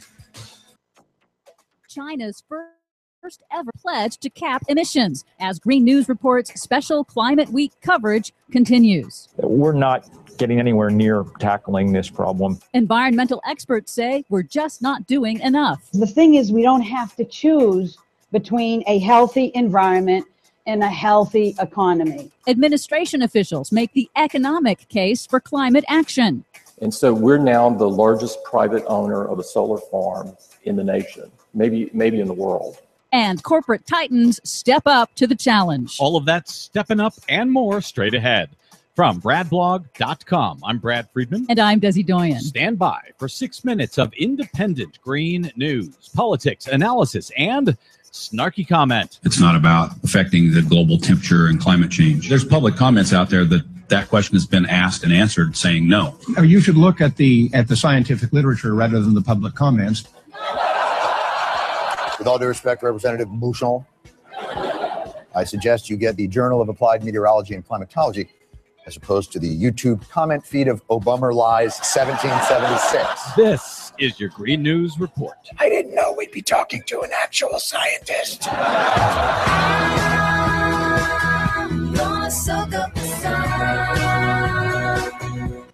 Okay, Desi Doyen, it has been a very big week for the climate. At least it was supposed to be before all the bombing began in other countries. But nonetheless, has there been a lot of attention in the media? Finally, to the concerns of global warming and climate change? There has been a little bit of attention, but not nearly enough. There was a big breakthrough at the special UN Climate Summit this week. It came from China, which is facing unrest at home over record pollution. For the first time ever, China has pledged that they will cap their emissions and have them peak and then begin falling, quote, as early as possible, maybe even as soon as 2020. That's a really big deal. That is a big deal, although I suspect it won't stop the Republican talking points that China is doing nothing. Let me remind listeners, no matter what China does, person for person, the U.S. is still the largest emitter of greenhouse gas pollution in the world. United Nations delegates praised the Special Climate Summit for building trust between nations in preparation for treaty negotiations next year. And there was some progress, like new funding and technology to assist poor nations to adapt to climate change and stronger mechanisms to end deforestation. But environmental groups noted correctly that the current country pledges to cut emissions are still not enough to prevent global temperatures from rising more than the agreed upon 2 degrees Celsius above pre-industrial levels. Pledges just don't cut it, says Peter Galvin, founder of the Center for Biological Diversity on MSNBC. Well, we should be looking for specific binding emissions cuts from different countries. And right now we don't have that. We have vague words. The European countries are a bit skeptical of committing to additional carbon reductions until the U.S. does. And so it's really critical that the U.S. actually lead on this issue. And yeah, climate journalist, expert turned advocate Bill McKibben said something very similar. We're not getting anywhere near tackling this problem. And the kind of things the president was talking about today were pretty small potatoes. And now U.S. cabinet members have fanned out this week to make the economic case for climate action in the U.S. Here's Secretary of State John Kerry. It doesn't cost more to deal with climate change. It costs more to ignore it. Treasury Secretary Jack Lew. If we fail to make changes now, it will be much more costly to deal with the problem later. Environmental Protection Agency Administrator Gina McCarthy also focused on the economic costs of climate change. The thing is, we don't have to choose between a healthy environment and a healthy economy. Well, the administration officials were on message this week on that score, and that's all well and good for those big government officials. But what about the guy on the ground? What about the private businessman? What about the guy who has to answer to shareholders and make a profit? Here's Tim Cook, CEO of Apple, talking about exactly that. So we're now the largest private owner of a solar farm in the nation, maybe in the world. And so now if you look at our corporate facilities, we're at 94% renewable. And we're chipping away at trying to get the last 6%. And it's great for the environment. And by the way, it's also good for economics. It's both. Oh, never mind then. And it's good for both the private and the public sectors, as EPA Administrator Gina McCarthy pointed out. Since President Obama took office, wind energy has tripled and solar has grown tenfold. That's thousands of jobs that cannot be shipped overseas. Right, but if they cannot be shipped overseas, then American corporations won't be able to increase their profits. And, of course, isn't that what all of the climate denial in this country is all about? Actually, it's all about protecting the profits of just one sector, the fossil fuel industry. For much more on that one sector and how they are screwing over your planet, please check out our website at greennews.bradblog.com. While you're there, please consider a donation to help the Green News Report stay on your public airwaves. You can find us and follow us on the Facebook and the Twitters at Green News Report. From bradblog.com, I'm Brad Friedman. And I'm Desi Doyen. And this has been your Green News Report.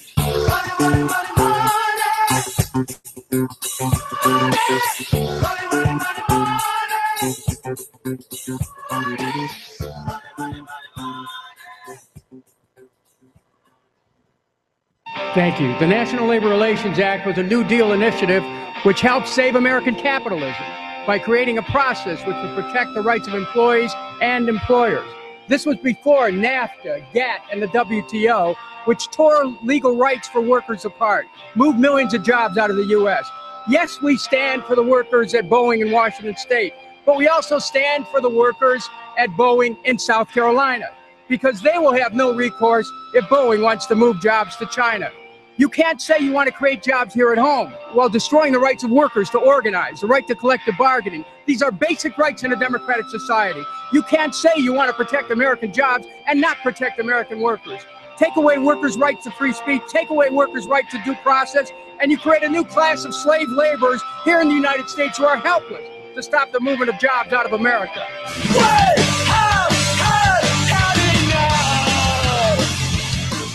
The time has come to go and blow. This is a battle cry for the common people. We forgot to know and get stuck in the middle. Welcome back to The Rick Smith Show. Check out the website, thericksmithshow.com. The year was 1892, yes. The year I think that, and as I've been saying this for a while, the current GOP wants to take us back to the good old days of the 80s and 90s. Just not the 1980s and 90s. Back to the days of 1892. We're here in the great state of Pennsylvania. 29 striking labor leaders were taken custody and charged with treason. And what did they do? They were inciting insurrection, rebellion, and war against the Commonwealth of Pennsylvania. And why? Because they had the audacity, the unmitigated gall to say that they were going to go on strike against the Carnegie Steel Company because they wanted decent wages, hours, and conditions. Also, in that same decade of 1899, 70-year-old Mother Jones, she organized a bunch of housewives, wives of the miners there in Arnott, Pennsylvania, who went down to the scab camps with their brooms and their pots and pans a-clanging, and they scared the mules off, and with them, the scab drivers as well. The miners eventually won that strike, and the family's life got a little bit better. But understand, when you hear the Scott Wagners of the world, understand when you hear the current right-wing ideology, it's taking us backward to those days.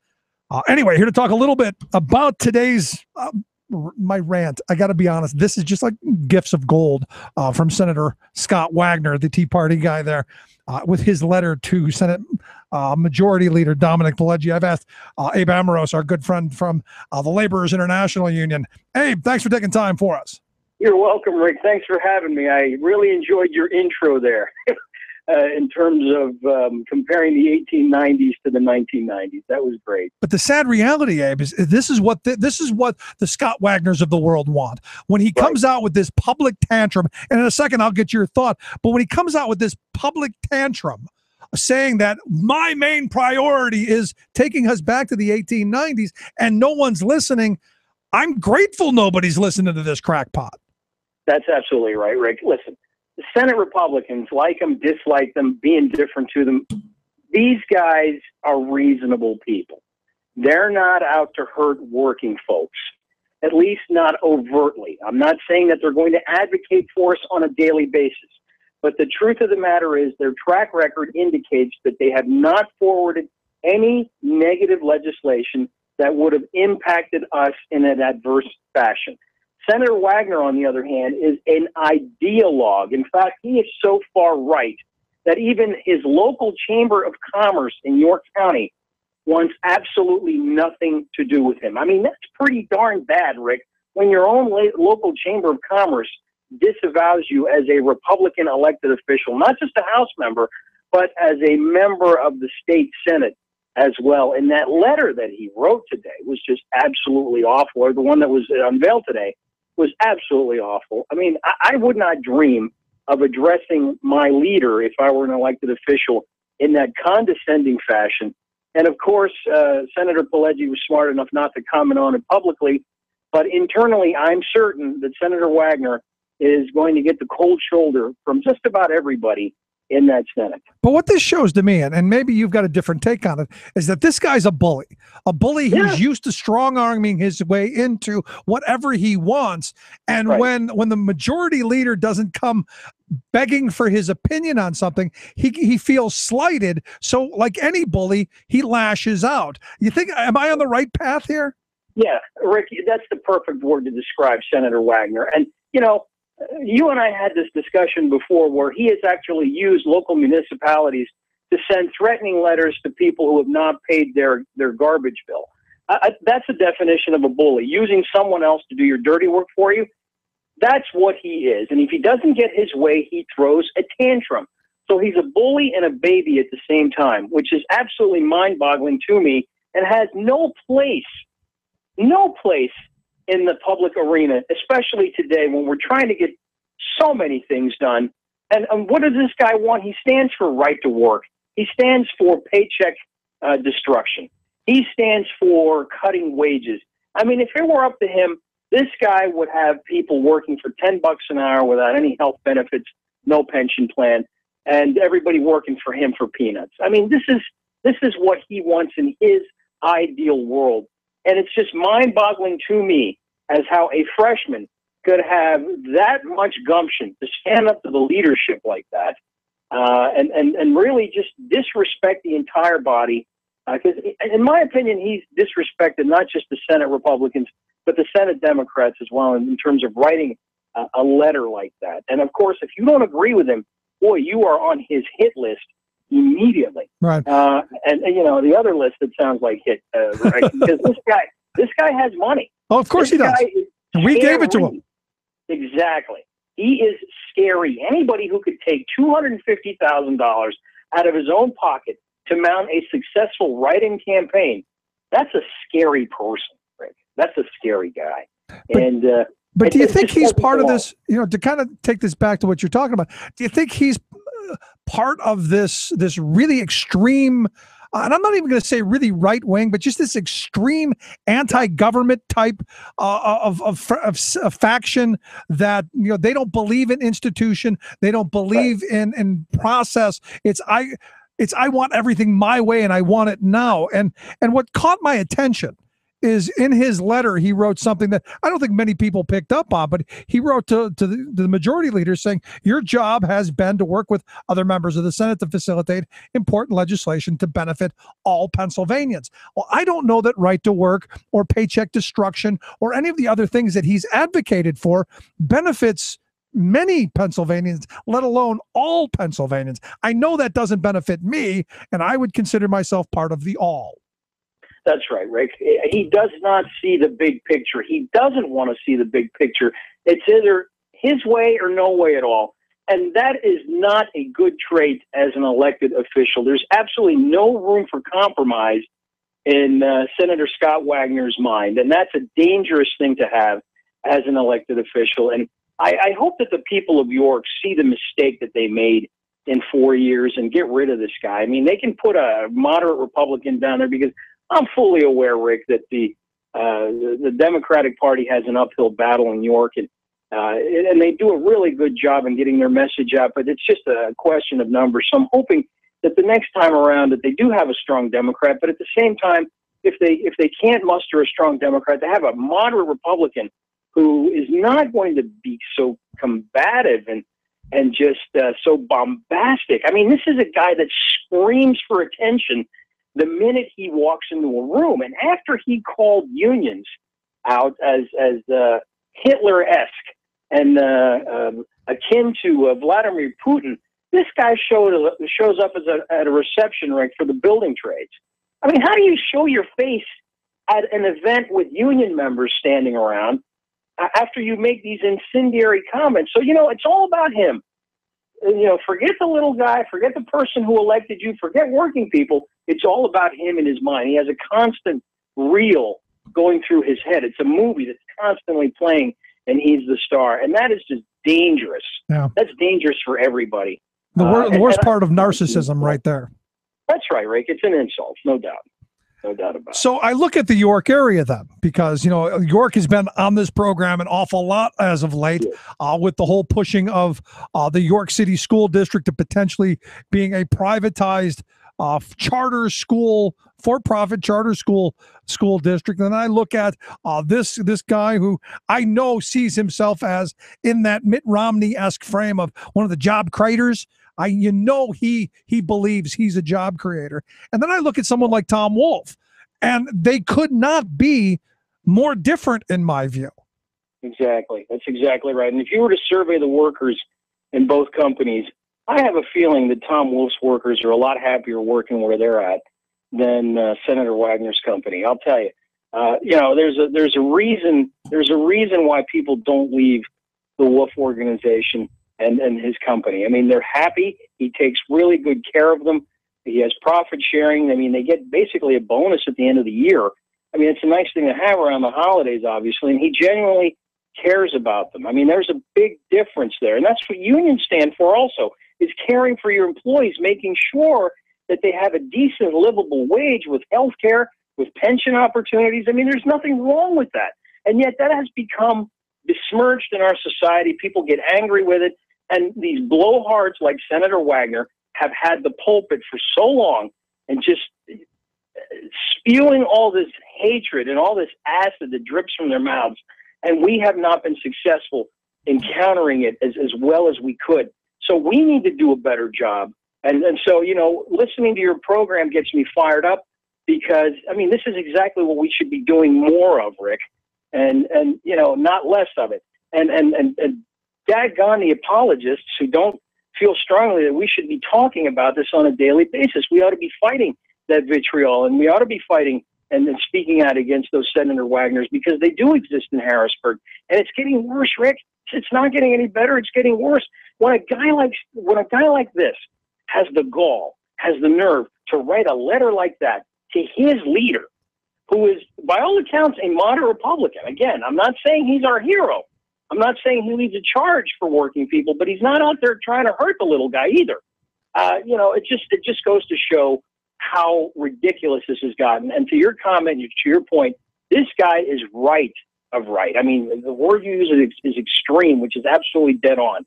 He's an extremist. We just don't have the need or use for extremists in today's society, especially here in Harrisburg. We've got way too much on our plate, and we've got to do better for the working class, not worse.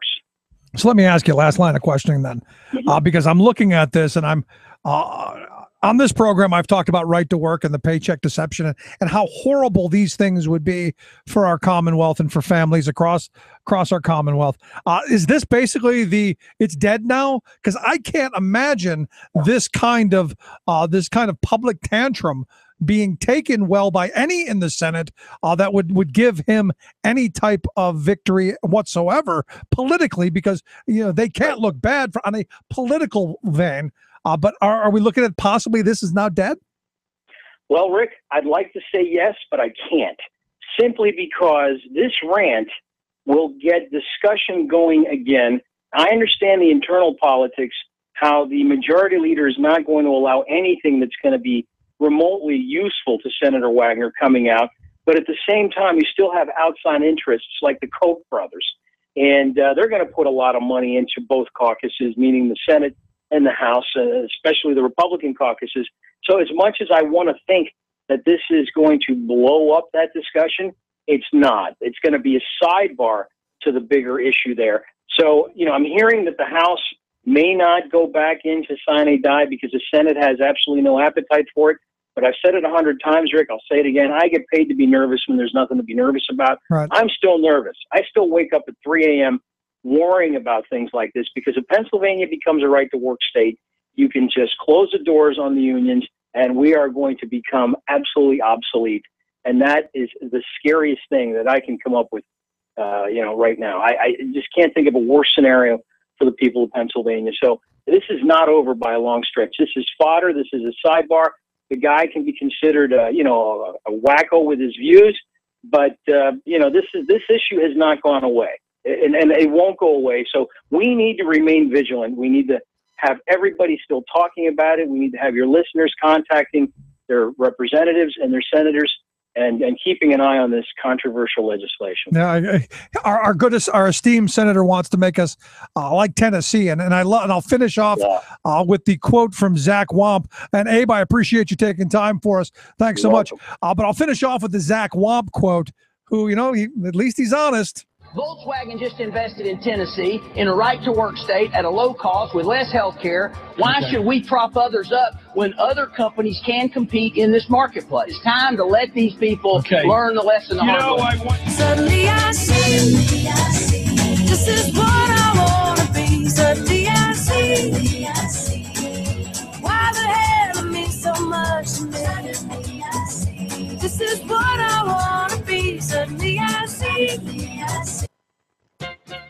what's the matter with the post office?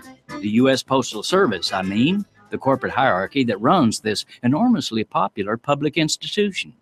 Yes, I know that USPS has lost revenue it traditionally got from first-class mail delivery, but I also know that letter carriers and postal workers have offered many excellent ideas for expanding the services that USPS can deliver, thus increasing both revenue and the importance of maintaining these community treasures. Yet, the Postal Board of Governors, which includes corporate interests that would profit by killing the public service, seems intent on, guess what, killing it. The board's only idea is to cut services and shut down hundreds of local post offices. Incredibly, their list of closures include the historic post office in Philadelphia's Old City, the very building where Ben Franklin presided as our country's first Postmaster General, appointed by the Continental Congress in 1775. All across the country, post offices that are invaluable artistic and historic assets are slated to be sold to developers. One is the marvelous 1935 Bronx Post Office with classical architectural flourishes and 13 museum-worthy murals. It's not just a post office, says one customer fighting the closure. It's part of my life. No one feels that way about a FedEx warehouse. Yet, says a USPS spokeswoman dismissively, the 4-story building is severely underused. This is Jim Hightower saying, so use it. Put a coffee shop in it, a public internet facility, a library and museum, a one-stop government services center, and, as USPS employees have suggested, a public bank offering basic services to the thousands of neighborhood people ignored by commercial banks. Come on, USPS, show a little creativity and gumption, and remember that service is a key part of your name. What do the corporate powers from Wall Street to Walmart have in common? They hate the Hightower Lowdown. You can see why at www.hightowerlowdown.org. Would you dive 14 feet deep in the Susquehanna to keep a bridge safe? Would you spend night after night with prisoners to keep your community safe? Would you spend Christmas Eve plowing snow to keep roads safe? AFSCME members do. Men and women who choose to serve in public service. Mine inspectors, 911 dispatchers, healthcare workers, parole agents. You may not think about them, but no, they're all thinking about you. This message brought to you by AFSCME Council 13.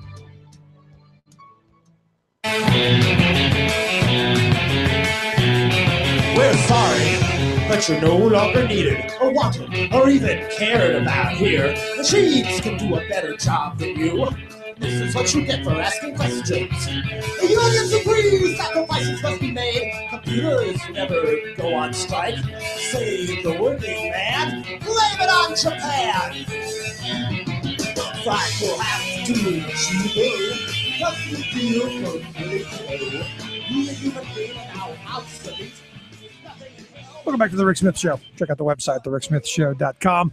Questions, comments, something on your mind, you can email me, Rick, at thericksmithshow.com. You know, the letter is just, I'm dumbfounded that somebody who's proposed to be that intelligent would do something really that stupid. I mean, it really is. And I got to think, and I know, like Abe said, it's his job to worry when there's nothing to be worried about. I got to think that this letter kind of sealing the deal on him coming anywhere near leadership unless you have a real right-wing major shift in the Senate here. And look, you know, Abe's right. Most of the Republican senators aren't the extremes. They're more, a little more moderate. And I guess it comes back to how things were initially set up. The reason that you, and if I remember, I can't remember which of the founders said it, but the passions of the people rage in the House. And then the upper chamber is kind of where the adults take over, kind of calm things down. Say, okay, you know, we'll have these discussions and maybe they'll start moving us. But the idea was to move slowly so that you don't have rapid, constant banana republic type changes.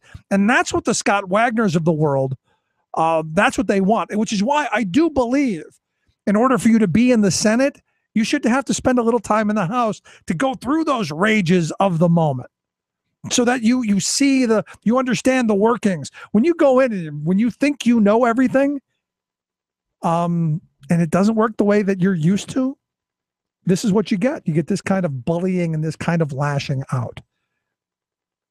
So it'll be interesting to me. And part of me is kind of grateful because I do think right to work in this state is done. I think the paycheck destruction is probably done as well, simply because if I'm the majority leader and this guy does this to me, do you think you get anything? It's just human nature, but very, very interesting. And again, in the same area, you've got two very different business mentalities. You've got the one that I really would like to see run the state, and then the Wagners of the world, the destructive one, or give everything to me and I'll maybe help you. It's amazing. Quick break, right back. If you missed any portion of the program, ricksmithshow.com, or get the app on your smartphone. Right back. And you said I was once like you, and I used to protest too, but the powers that be were too great, so I walk away from the rebel faith.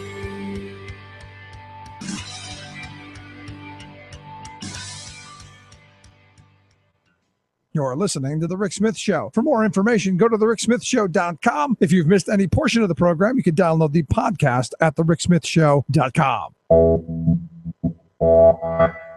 You're listening to WIN, Workers Independent News, a production of Diversified Media Enterprises. I'm Doug Cunningham. As worldwide climate change consciousness grows, labor unions are increasingly joining the climate cause. At New York City's recent People's Climate March, New York City TWU Local 100 Vice President J.P. Patafio said unions know the bosses of the world can't be trusted to deal with climate change and save the environment. As a union member, I know how the boss thinks. He puts profits before my members. He puts profit before your health. Does he care about the planet? No! What are we going to do to the boss? Shut him down! Who got the power? We got the power. What kind of power? Union power. Union power. Let's take back the agenda of climate change and tell the UN if they don't get the job done, the unions will. Judy Sheridan Gonzalez is president of the New York State Nurses Association. Climate change is a healthcare crisis. We see its effects every day, particularly in poor neighborhoods and communities of color. The asthma rate in the Bronx, where I work, is the highest in the nation. Many diseases we treat are environmental in origin.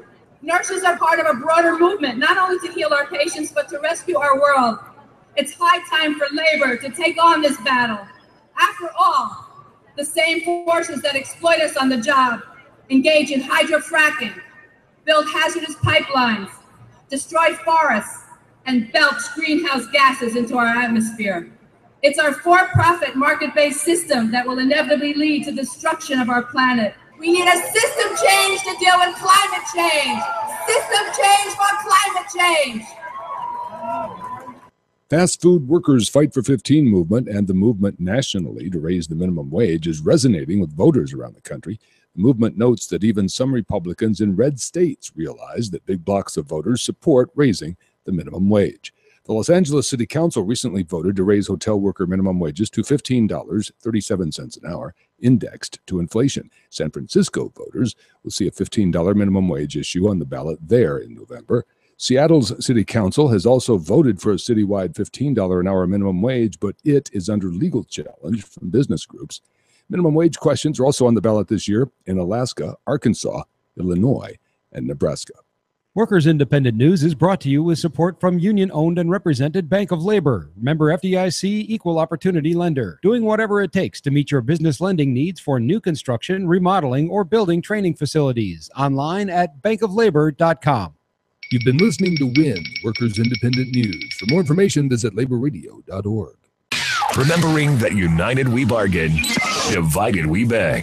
Rick Smith. We need to stand united, for undivided we shall never fall. Remember all, we need to trust in and then forever call on our brothers and our sisters. And are you and I your win? You and I both know that we can rely on it. The time is prime. Welcome back to The Rick Smith Show. Check out the website, thericksmithshow.com. The inbox lighting up with the Wagner comments, and none of them good. Look, all the emails are getting, basically, I've read the letter because we put the link at thericksmithshow.com because I want you to read the letter. I was going to read the whole thing here on air, but all of the comments that I've gotten thus far, agreeing with the bullying angle, somebody who's used to getting their way, and when they don't, as Janice points out, my 2-year-old throws less of a temper tantrum than our senator does. You go through this and you realize that this is a guy who's used to bullying people. And if he doesn't get his way, public temper tantrums. Jane sent me an email saying, well, why don't we hear from the Democratic candidate? Well, that's what we're about to do, which is why I've asked Linda Small. She's the Democratic candidate for the 28th Senatorial District. Linda, thanks for taking time for us. Thanks for having me on, Rick. Again, all of the comments I've got here are, how can this guy be seating in our Senate? How can this guy be there? The simple answer is more voters voted for Scott than for other candidates, even though I've been out there. I ran in the special election.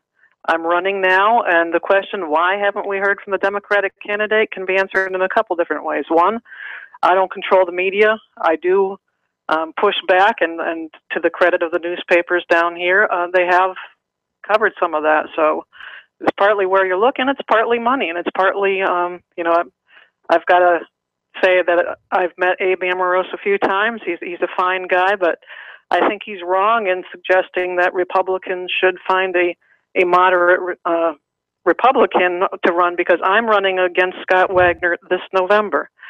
And a lot of people want to make it a foregone conclusion that I can't do anything about this. But you know what? If people come out and vote, then we can win. And it's very simple. One of the things that I disagree with Scott on, of many, is he likes to blame other people for the reasons Republicans can't get things done. For a while, the teachers' union was the number one problem, or public sector unions. The number one problem apparently today, it's that the Senate Majority Leader is the wrong guy. But we voters and we Democrats have to take responsibility. And I'm trying to reach out to moderate Republicans, because if you want to look at fiscal responsibility, I think I'm miles ahead of where Scott Wagner is. Republicans, rightfully so, don't like things like corporate welfare, but that's rampant in what's going on in Harrisburg. Governor Corbett, who Wagner has endorsed, is going around giving $8 million to Glatfelter, $1 million to Weiss. He gave $30 million to Comcast in January to build a skyscraper in Philadelphia. So, they're increasing taxes on us, you and I. Our property taxes are going up. In the transportation bill, they raised some taxes, but they pretend that they haven't raised those taxes. They'll look us in the eye and say they haven't raised taxes. But there is one group that Wagner, and you've kind of alluded to, he's tied into, that they are holding the line on taxes. They're even cutting taxes, and that is the people like the Marcellus Shale drillers, and it is the corporations. And then when you want to talk about math, that's where this whole imbalance is. And I think the real issue is, if people care about education, if they care about good jobs, if they think the minimum wage should be raised, and it should be raised to 10.10, and if they think that property taxes are a problem, then they need to get to the polls and they need to vote for me, because I've studied the issue, and unlike Senator Wagner, I want to really go grind through and get things done that matter to the people. Yeah, he said in his little tirade that he wants the Senate Majority Leader to push things that all Pennsylvanians want. And I got to be honest with you, I've yet to meet a Pennsylvanian who didn't think education was one of the most important things, along with jobs and infrastructure and those other things. I don't know, but maybe a handful of radicals like Senator Wagner, who are pushing for right-to-work laws and the paycheck deception stuff. I don't know many people pushing for those priorities. Education and jobs, I think everybody's pushing for. To me, that's all Pennsylvanians. So I guess it kind of gives me a difference between what Scott Wagner wants and what he's actually doing. Well, he's very much on the corporate agenda, which is not a surprise given his background. And, I've got to point out that he's switched his allegiance. Before the special election, he was saying Governor Corbett was the worst thing ever, that he was a poor CEO, and of course, he's the governor. He's not a CEO, which is a difference that Mr. Wagner apparently doesn't understand about government versus private enterprise. But being that as it may, he's now endorsed Governor Corbett, who has brought us backward on so many different issues, and it's just not useful. His whole being is whatever is good for a certain segment of private enterprise.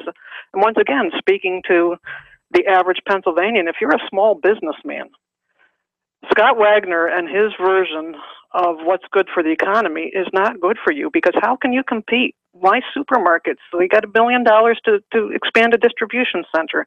How do you compete if you have a better idea? If you're a small businessman, and they keep raising taxes, like I said, they keep raising taxes, looking at us and saying that they haven't raised taxes. They've been doing that for 4 years. And the best we can do, I've got to point out again, is, we've got a special election that they called down here in York County that cost $200,000 that actually propelled Mr. Wagner into the Senate. And now we've got this kind of infighting, but we're not covering the important issues that people care about. And because we can't even get the basics of government right under Corbett, Wagner, Pileggi, we can't get education right, we can't get property taxes right, we're now down to the bottom, about 47th in job creation. We can't talk about other important things, like they're trying to make charter schools, York City all charter schools, which you've covered. And if you are a progressive, or if you're a moderate Republican and you think that public education has been the backbone of our country and our system for generations, Scott Wagner's most recent mailer for his elections looks like, to me, he's talking about vouchers. He's saying that we should ensure money being spent on education follows the children's needs first. Yet, in this district, we have school districts that are cutting classes, they're cutting teachers, increasing class sizes, increasing property taxes. So he's not even delivering on that promise. And it sure looks to me like he is going down the path of perhaps vouchers. He's not 100% clear on that, but, public money going to private schools. So I think it's important for people to get out and make sure they vote, because that's who holds the key still in this democracy. Yeah, and I got to be honest, with this little tirade, I don't want him near the keys. I don't even want him near the door. You're listening to the Rick Smith Show with Linda Small. She's the Democratic candidate for the 28th Senatorial District, the person running against Mr. Tirade.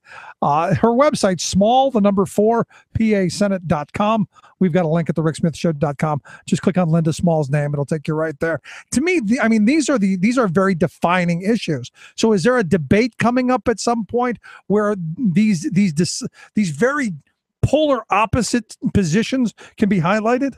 Yes, there are actually two good opportunities. One, the York Daily Record newspaper is holding, they're going to put it online, a kind of a debate between Scott and I on this Thursday, October 2nd at 2 p.m. And then October 22nd, the Rotary is going to hold a debate between Scott and I. So that's a very positive opportunity to just see. We are about polar opposite on almost every public policy that you could think of. But I think, like I said, I am more true to the good basic economic platform of Republicans.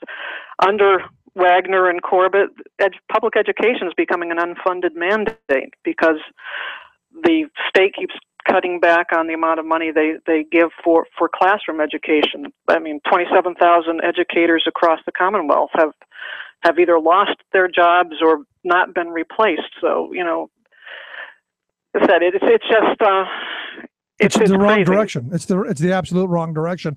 And as one person had asked if there was going to be a debate, and if to make sure to give you the word, don't allow yourself to be bullied. And I wrote back, she's a retired Navy officer.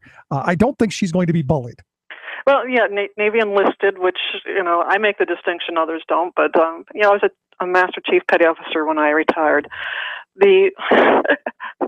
I will do my best. I won't be bullied, but you've got to choose, you got to choose words carefully, because words matter, positions matter. I don't want to get into just the rock throwing fight. These positions are important to our kids' future. They're important to workers' future. It frustrates me that we're still struggling in job creation. Well, one reason we're struggling is it took them a couple years to even pass a transportation bill. They've slow walked it. And now there's a bridge in York County that has been shut and won't be repaired until probably 2017. So there's real world consequences for all of this stuff. And like I said, the best we've got from Senator Wagner so far is very much of a circus. I said it gives me attention in some ways, but I'd rather let's go at it on the issues. And I think I can beat him on the issues. And I think with moderate Republicans, I think I have a heck of a lot to offer. I saw in 2010, I was talking about the state pension problem. Now I want to talk about the Auditor General's talking about the municipal pension problem. You know, we've really got to start solving issues instead of, you know, the Republicans, I think, to put it in a nutshell, Republicans will tell you that they're not going to raise taxes. They wait and let problems get worse and worse and cost more and more. Then they raise taxes anyhow. Right. But they accuse Democrats of raising taxes. Well, Democrats want to stop the tax increases on the average citizen and say, go back to the guys that are getting the tax cuts, the Marcellus Shale drillers, the Verizons and Comcast of the world, and say, go back to paying a fair share. In 2003, they had tax breaks worth $850 million. Those tax breaks are over $3 billion. That's where the math comes in that says, you know what, this is something that we can solve. And, you know, who's your friend? Republicans are the friends of the elite, the people who've got money, who've already made it. And so I said, if you're a small businessman, you're an average worker, look at me for fiscal responsibility and doing the things government should do, like educating our kids. And to me, that just seems to be the basis of all of it. Because I do believe, Democrat, Republican, Independent, whatever, I think there are many things that we absolutely agree on. And it's those things that I think we should be focusing on to get things moving forward. And I think you are so dead spot on and pointing out that the gridlock and the delay and all of this bickering and infighting not doing us a bit of good as a Commonwealth. It's costing us more money. You look at this pension problem that has wrapped us around the axle it's affecting education funding. It's affecting the whole debate. We're having this whole debate. Did I cut education funding or not? Well, first of all, 27,000 fewer educators should tell you something, but part of the reason that is because we've punted that pension issue that was created by the Republican legislature and governor in 2001. We couldn't pay the employer's share because we were too cheap and we didn't want to say we were raising taxes. So instead of meeting our responsibilities, we pushed it off. We're doing the same thing in municipal pensions. We did the same thing. This bridge in York County now, you know, is out until apparently 2017 because we keep putting off stuff. It costs us more. Fiscal responsibility says if there's a crack in the foundation, pay somebody to fix the crack. Don't watch it get bigger and bigger. And, you know, give breaks to your friends, you know, invite them over and have a big screen TV for them. No, do the right thing. Do the basics, and it's going to cost us less in the end. And right now, Governor Wolf, I truly believe he is what we need because he does understand these things. But you know, he's got a tough job, and he's going to need a legislature that's going to help. Yeah. Scott Wagner, as you said, Scott Wagner sees the world very differently. Scott Wagner is going to be a vote against everything that Tom wants to do. I'm going to, you know, work with Tom in areas, you know, 90% of the time I agree with him completely, and when I don't, I'll try to bring him over to my side, and he'll try to bring me over to his side. But at least it will be in a spirit of cooperation, the spirit of doing what's best for our kids, for my neighbors, you know, for the working families, for the small businessman. I think the big corporations can take care of themselves. Yeah, I'm right there with you. And back to your point about, you know, fixing the crack. There used to be a guy from Pennsylvania came up with he was out flying a kite one day, made a stove, said something along the lines of an ounce of prevention worth a pound of cure, something along those lines. Maybe we should think about that again. I think so. That's, to me, it gets back to basics. Republicans cannot handle basic. That is shown in this whole education mess, the whole property tax mess, the fact we're down to 47th in job creation, the fact that we have a minimum wage that's still $7.25, and we know if we increased it to $10.10, 10,000 people off of food stamps. Wouldn't that be nice? And there are other things that are hugely important. Global warming, people don't like me to talk about it sometimes, but I think Republicans as well as Democrats understand we need to stop this subsidized fossil fuel stuff, move our economy to some clean, renewable energy that creates homegrown jobs that you cannot export. When you're putting solar panels on the roof, when you're maintaining wind turbines, when you're doing the efficiency stuff, those are homegrown jobs. Those cannot be exported to China. We need to go into the 21st century in our economy, and we will save so much money when our kids aren't suffering from asthma, and a grown-up's not suffering from heart disease because of pollution, so that when they try to go to work, they can't. Yeah, you're right. And the one thing I have found that even my most far out conservative right wing Republican friends, they breathe air too. That's true. That's true. And when you get down to it, we all care about our kids. We see the world differently sometimes in how we get from point A to point B, but we all care about our kids.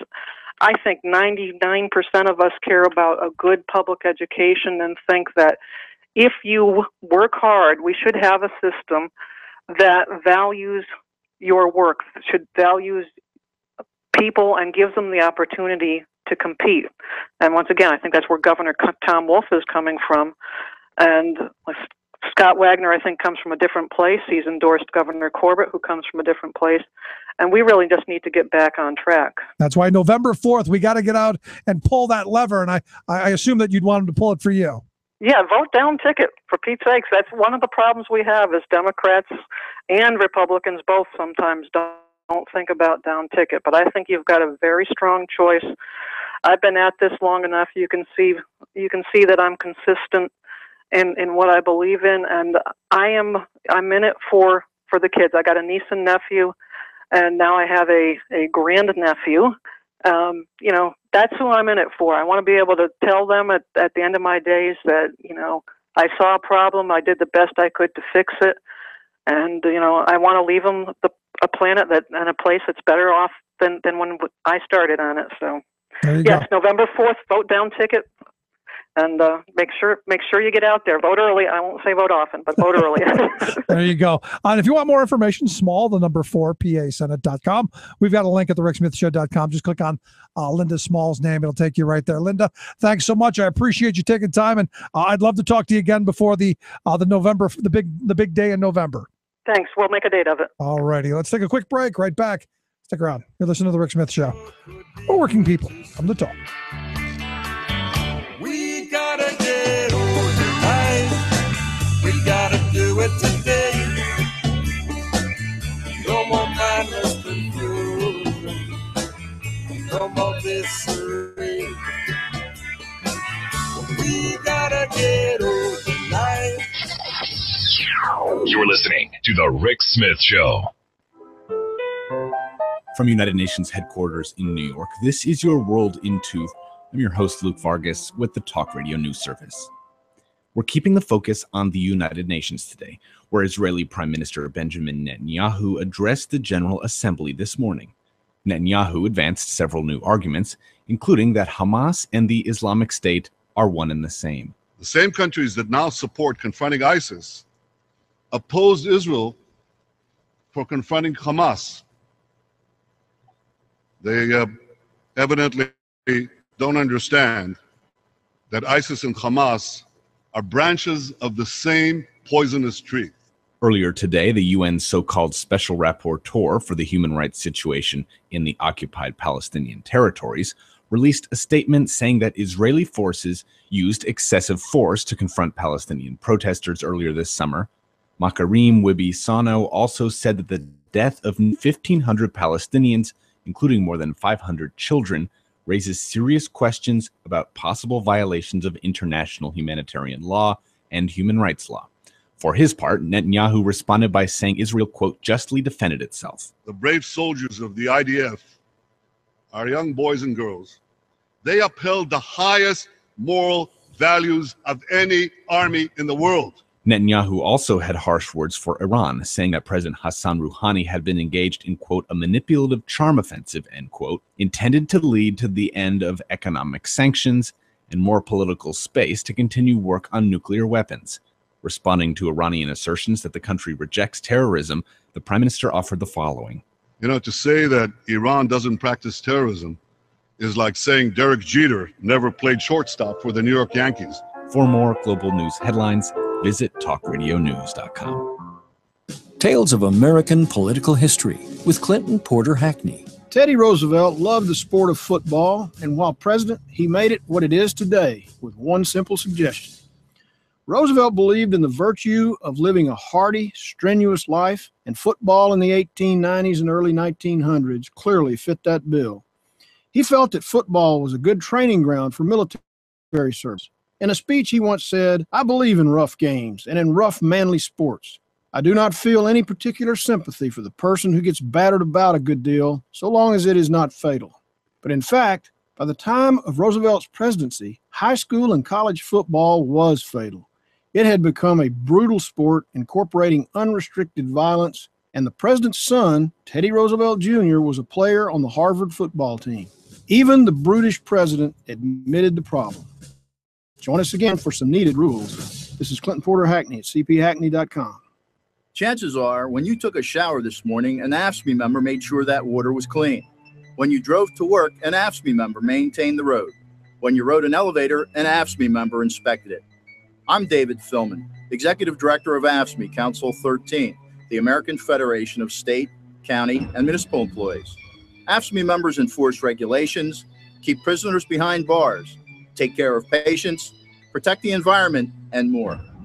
The work isn't glamorous, the salaries aren't high, but AFSCME members serve the public in every aspect of our daily lives. Chances are, you'll never see that AFSCME member working in a sewage plant, diving underwater to repair a bridge, or answering a 911 call. But aren't you glad they do? For more information, visit AFSCME13.org. We are AFSCME. We make Pennsylvania happen!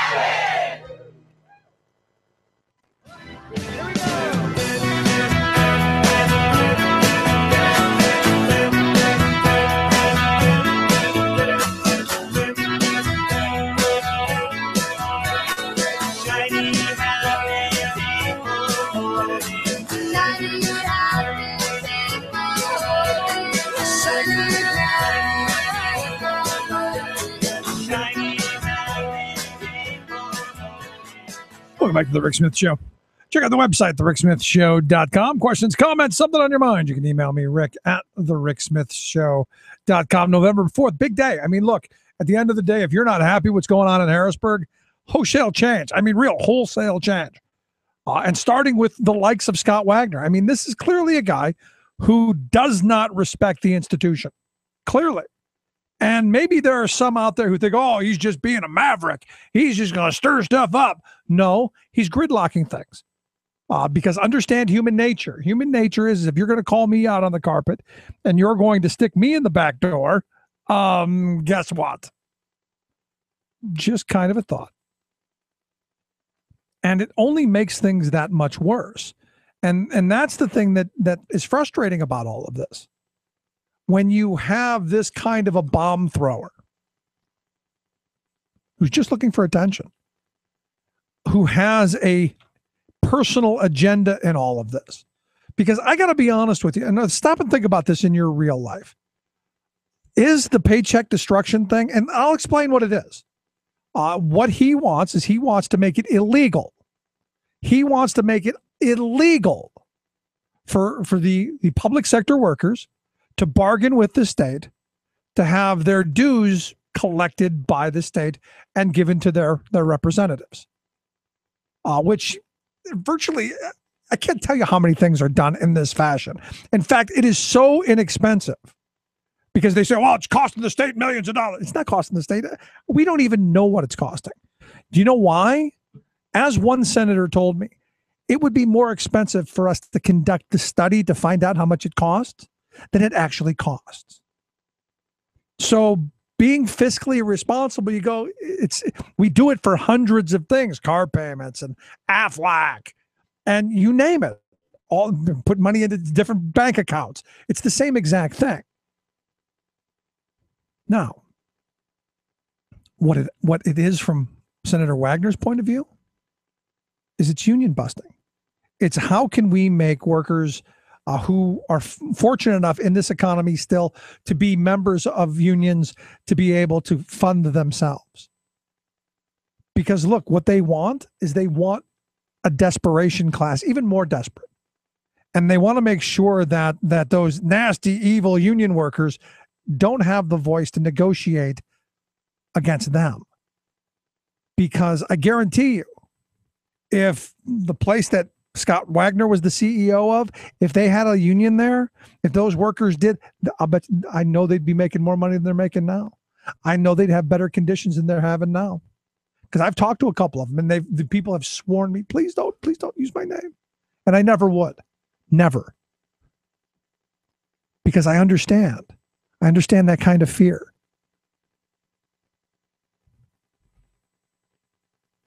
And the sad reality is they want to export that fear to everyone else. And that's what really bothers me. So when Scott Wagner says, I want things that all Pennsylvanians want, well, you know what? I want good schools for my kids. You keep pushing these idiotic charter schools. Oh, we want vouchers. So what? We can make education another commodity that the latest fad everyone rushes to, and then, that didn't work. Rush over to here to this fad. That didn't work. And by the end of it, what you've got are tons of failed experiments. Well, we tried. But you've got a generation of kids who are all over the place. And there's part of me, and I hate thinking this way, but there's part of me that says what they want is to destroy critical thought. They've done a really great job of taking critical thought out of schools and just fill in the bubbles, little Johnny and Susie. It's just the bubbles. I mean, we've reduced the education process down to just filling in the bubbles. And you have to look at the votes, and you have to look at the campaign mailers and the statements and all of this stuff to realize that the Republicans and a good number of Democrats, they're the ones who are pushing this stuff. Anyway, I'm going to take a quick break. Right back. Stick around.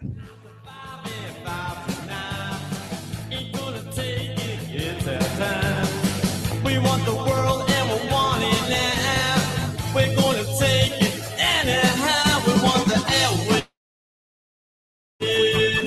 Not right wing, just right. The Rick Smith Show.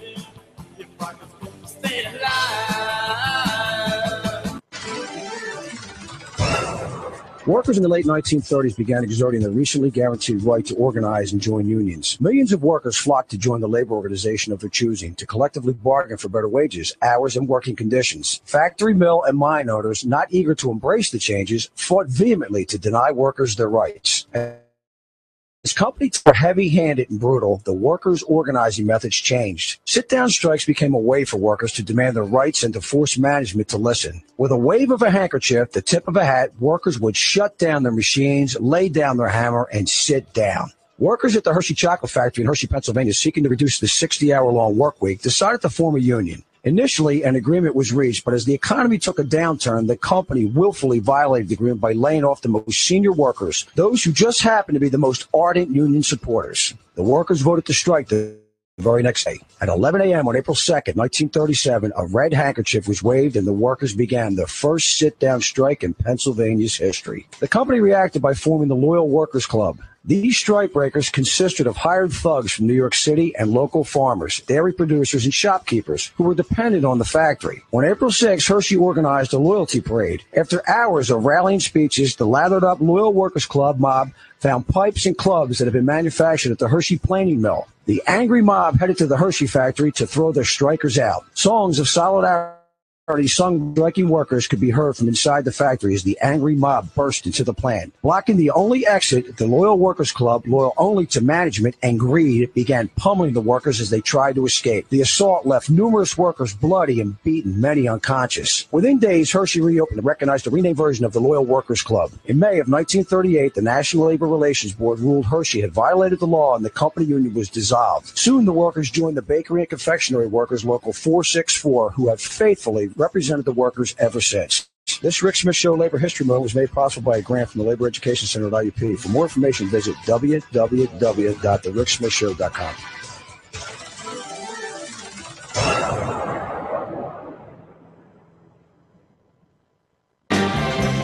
the most important issues of the day. This is The Rick Smith Show.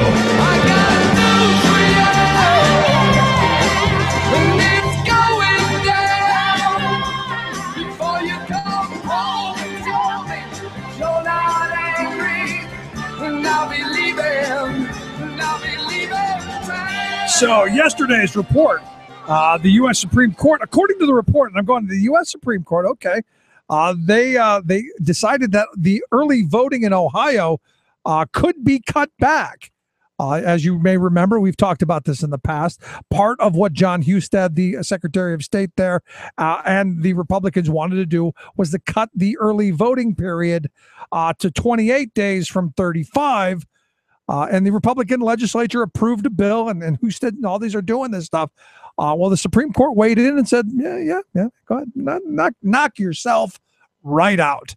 And again, very ideologically based in my view, and more of this putting obstacles in the way of voters to getting to the polls. Just one of those things.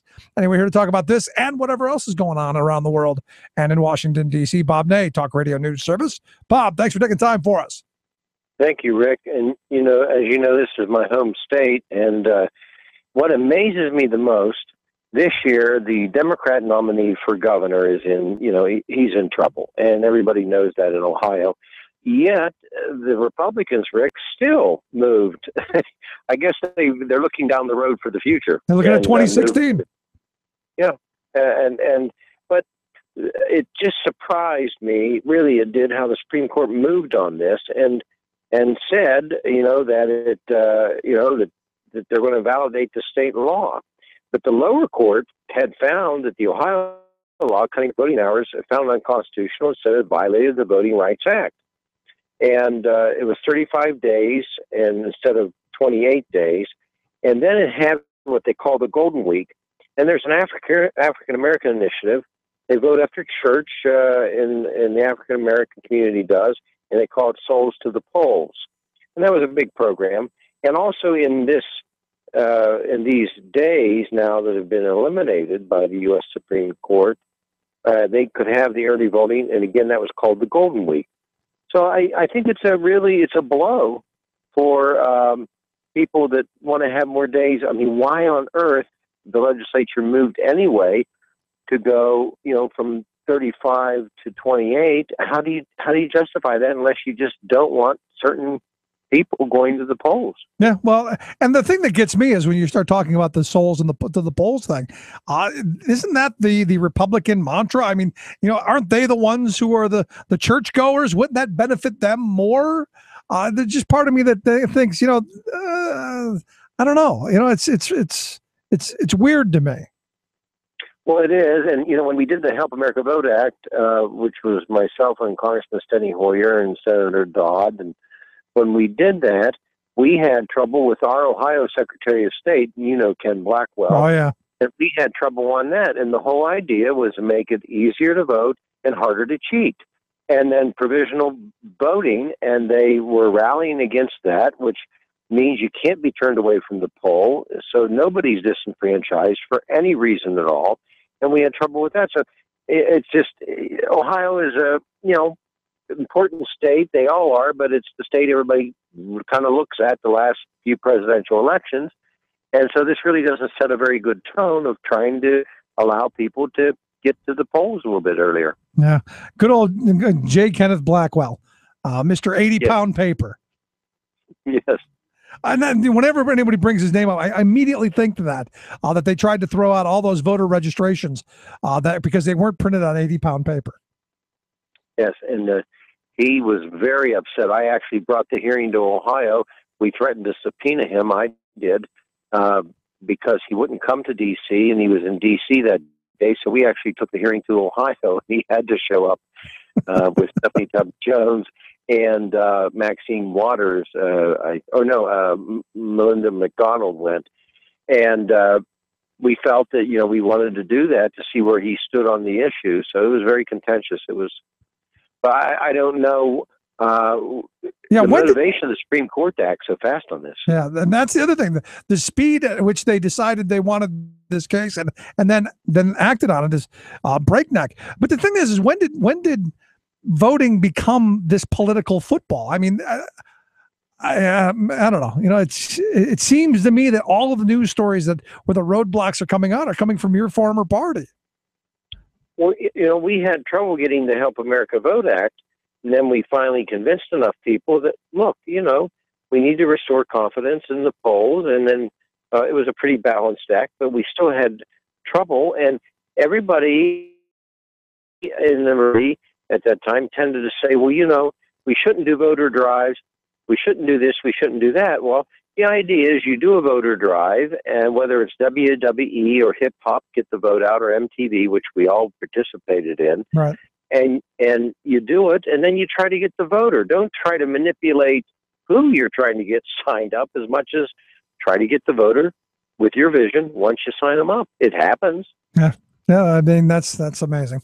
Let's find out what's going on. I guess a big House Oversight Committee hearing today. Lots of stunning testimony. Well, this is the first time, Rick, and probably the last you ever hear me say that I actually agree with Congressman Issa today. Oh, my gosh. California, which I never have done. But this was a very nonpartisan hearing. And I must say that Julia Pearson, the head of the Secret Service, if I were the First Family right now and I watched that hearing on tape, I might want to ask for special private security. It just was not. She really acted like more of a technocrat, more of a I'd call them attorney-like answers. And the problem is that everything they told us that happened, you know, more happened. They didn't reveal the truth where the man got all the way in, turned left, got into the East Ballroom, and then was almost in the green room when they tackled him. And he had a weapon. And it went back to when the First Lady, the living quarters, there was glass outside on the Truman balcony, and they didn't know for 4 days. The Secret Service didn't know it, and the cleaning lady found it. Wow. So, you know, these are things that, and the head of Secret Service today she said, well, the buck stops here, and it won't happen again. Well, you know, I don't think that's going to be good enough. And I must admire a lot of the members had, I think, a sincerity about, you know, feeling that this was really, really bad to not give the best ability of full protection to the First Family. Now, let me ask you this, though, because as I read this and I thought about it, is this something that should have been televised? Is this the weakness of the security of the White House that this guy actually got? Because originally I thought he just got to the door. I didn't know he actually got into the residence and get in there. There's part of me that goes, is this stuff we should even know? Because I'm of the mindset there's some things that I don't know. You shouldn't be broadcasting. This one of them, because now it's telling me every crackpot going, hey, I might have a shot. Well, normally I would say no, but they revealed so much of this before the hearing, they might as well just talk about it now. I mean, they literally told everything before the hearing. They, meaning, you know, anonymous sources, the White House, the media, everything. And when we revamped the security of the House, you know, we actually communicated with some of the media to say, you have to go in that building too. There's certain things you don't want to tell, and they didn't. When Steny Hoyer and I worked on the security, nobody seemed to do that. They just started spilling everything out. So normally I'd say be cautious, but today I thought, well, air it all out. Too late now, because as is pointed out, evidently every lock in the place has to be manually locked. Yes. I mean, that... No, I think we're safe in saying they finally corrected that yesterday. I would say, but I mean, we are living in the 21st century, right? And they spend a lot of money. You know, this is the other thing. Yes, some agents for cutback. That this is not a matter of money. I mean, they should have had electronic locks. They had enough money to do these things. Yeah, this goes into competency. Yeah, you just got to wonder. I understand the Chinese are really doing very well in the torture product business.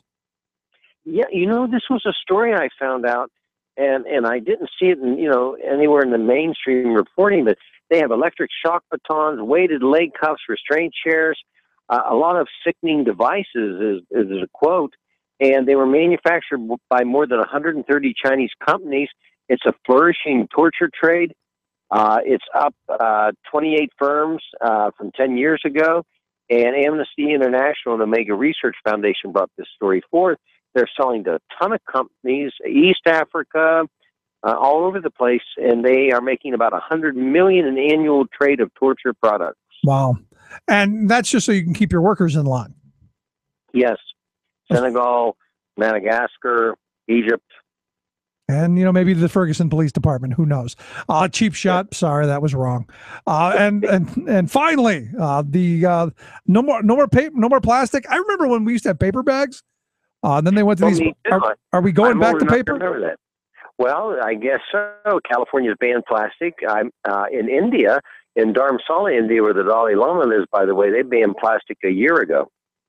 So now California's in the mode. Well, there you go. Because we banned plastic in our household about 5 or 6 years ago. Oh, good. And my wife buys those bags. Actually, I shouldn't say that. She doesn't buy them. Anytime I go to a convention or one of the conferences that the unions have, they always have really nice tote bags, and I bring them home. And she goes, "Wow, these would be great to use at the grocery store." And that's what she uses, those tote bags for all of our groceries. That's great. Yeah, we'll see if they try to repeal it in California, but they're leading the nation in starting it. So what are they going to do then? I mean, what's the paper bags? They're not just going to charge you, or because I've seen some places have talked about charging you a couple of pennies extra per for bags and stuff. You're going right back to paper, huh? Well, they talked about that, and I guess there's there'll be something in the legislation that if you can't afford it, there's some type of assistance for it. Okay, well, good. That's a step in the right direction. I think so. There you go, Bob. I appreciate the time. Thanks so much. Bob Ney, Talk Radio News Service. Quick break. Right back. Stick around. You listen to The Rick Smith Show.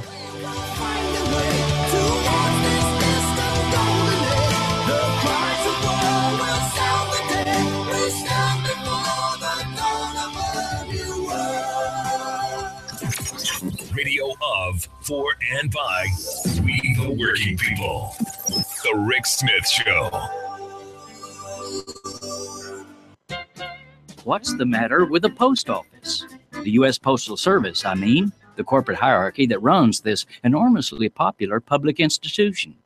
Yes, I know that USPS has lost revenue it traditionally got from first-class mail delivery, but I also know that letter carriers and postal workers have offered many excellent ideas for expanding the services that USPS can deliver, thus increasing both revenue and the importance of maintaining these community treasures. Yet, the Postal Board of Governors, which includes corporate interests that would profit by killing the public service, seems intent on, guess what, killing it. The board's only idea is to cut services and shut down hundreds of local post offices. Incredibly, their list of closures include the historic post office in Philadelphia's Old City, the very building where Ben Franklin presided as our country's first Postmaster General, appointed by the Continental Congress in 1775. All across the country, post offices that are invaluable artistic and historic assets are slated to be sold to developers. One is the marvelous 1935 Bronx Post Office with classical architectural flourishes and 13 museum-worthy murals. It's not just a post office, says one customer fighting the closure. It's part of my life. No one feels that way about a FedEx warehouse. Yet, says a USPS spokeswoman dismissively, the 4-story building is severely underused. This is Jim Hightower saying, so use it. Put a coffee shop in it, a public internet facility, a library and museum, a one-stop government services center, and, as USPS employees have suggested, a public bank offering basic services to the thousands of neighborhood people ignored by commercial banks. Come on, USPS, show a little creativity and gumption, and remember that service is a key part of your name. What do the corporate powers from Wall Street to Walmart have in common? They hate the Hightower Lowdown. You can see why at www.hightowerlowdown.org. What's the matter with a post office? Would you dive 14 feet deep in the Susquehanna to keep a bridge safe? Would you spend night after night with prisoners to keep your community safe? Would you spend Christmas Eve plowing snow to keep roads safe? AFSCME members do. Men and women who choose to serve in public service. Mine inspectors, 911 dispatchers, healthcare workers, parole agents. You may not think about them, but no, they're all thinking about you. This message brought to you by AFSCME Council 13. I come from isn't all that great. My automobile is a piece of crap. My fashion sense is a little whack, and my friends are just as screwy as me. I didn't go to boarding schools. Preppy girls never looked at me. Why should they? I ain't nobody, got nothing in my pocket. Beverly Hills, that's where I want to be. Welcome back to the Rick Smith Show. Check out the website, thericksmithshow.com. Questions, comments, something on your mind, you can email me, Rick at thericksmithshow.com. Lots of emails on the Scott Wagner piece. And, it's really, it's one of those things that you just can't make up. That kind of public temper tantrum. I find it quite comical, to be honest with you. Here's another funny story. Brigham Young University. Last week, about 50 students held a Bike for Beards event where they, went biking around, not happy about the clean-shaven code of honor. Evidently, the BYU code of honor dates back to the 1940s and has very specific rules for what you can have on your face. Those little whiskery things. In fact, if you want to have facial hair, it has to be trimmed above the collar. Your hair, like regular hair, trimmed above the collar, leaving the ear uncovered. Sideburns should not extend below the earlobe or onto the cheek. Wouldn't want any of those mutton chops, which I'm not against, to be honest with you. Not against having a rule that says none of that. But if worn, mustaches should be neatly trimmed and may not extend beyond or below the corners of the mouth. Beards prohibitedly not happening. Not allowed on any way, shape, or form. And what was interesting is you find out that the reason goes back to 1971 when the guy who was the president of the university, a guy named Dallin Oaks, made the great argument that, it's basically those hippies and those protest types that have beards, the drug culture. And I got to be honest, when you see the really unkept beards, that's where my mind goes. A hippie. And what's wrong with hippies? Nothing. But, you got to understand, Brigham Young wanted that very clean shaven. And my first thought was, honestly, why would you go to Brigham Young? Okay. It is what it is. And when you go there knowing that this is what they are. And there's part of me that goes, I understand we're going to change things from within, and I'm right there with you. And I'd be riding for your right to have a beard as well. Not that I'd ever want one, but if you want to, God bless you, or Allah, or whoever the hell you bow to. Not for me. But I also have to question why you went to Brigham Young in the first place. Anyway, last night I got to spend, because of my time away. It's amazing to me, doctor's appointment I can only get during the time of the show. Normally you can get it many times, except for when you need something. So I got to watch Monday Night Football last night. And it's been a while since I've actually watched Monday Night Football. And wouldn't you know, the one time I do decide I'm going to watch the game, a bit of controversy. Evidently, the safety for the Chiefs, guy named Hussein Abdullah, he picked off a pass and ran it back to the end zone and did kind of a knee sliding thing. I thought it was kind of cool. Didn't realize that until the announcer said, well, you can't go to your knees. And I go, I'd never heard that one before. What if you jumped into I don't know. What if you got knocked down? Nor did I know at the time. And I got to think that the officials didn't know either that this was a religious thing, that he was doing a Muslim prayer. And look, I didn't get it either. But when you put it next to the Tim Tebow thing, which this did, they tweeted out a picture of him doing his on the knees thing, doing the bow, and Tim Tebow doing the Tebow, and saying one was trademarked, the other gets a 15-yard penalty. Perfectly understand. And I'll give you what my take on it was during the T-bowing thing. I don't want to see it. I don't care. Keep your religious protest to yourself. God bless you. You can do whatever you want. But why does everyone else have to be subjected to it? That was my original thought then. It's my original thought now. And, should he have been penalized? No.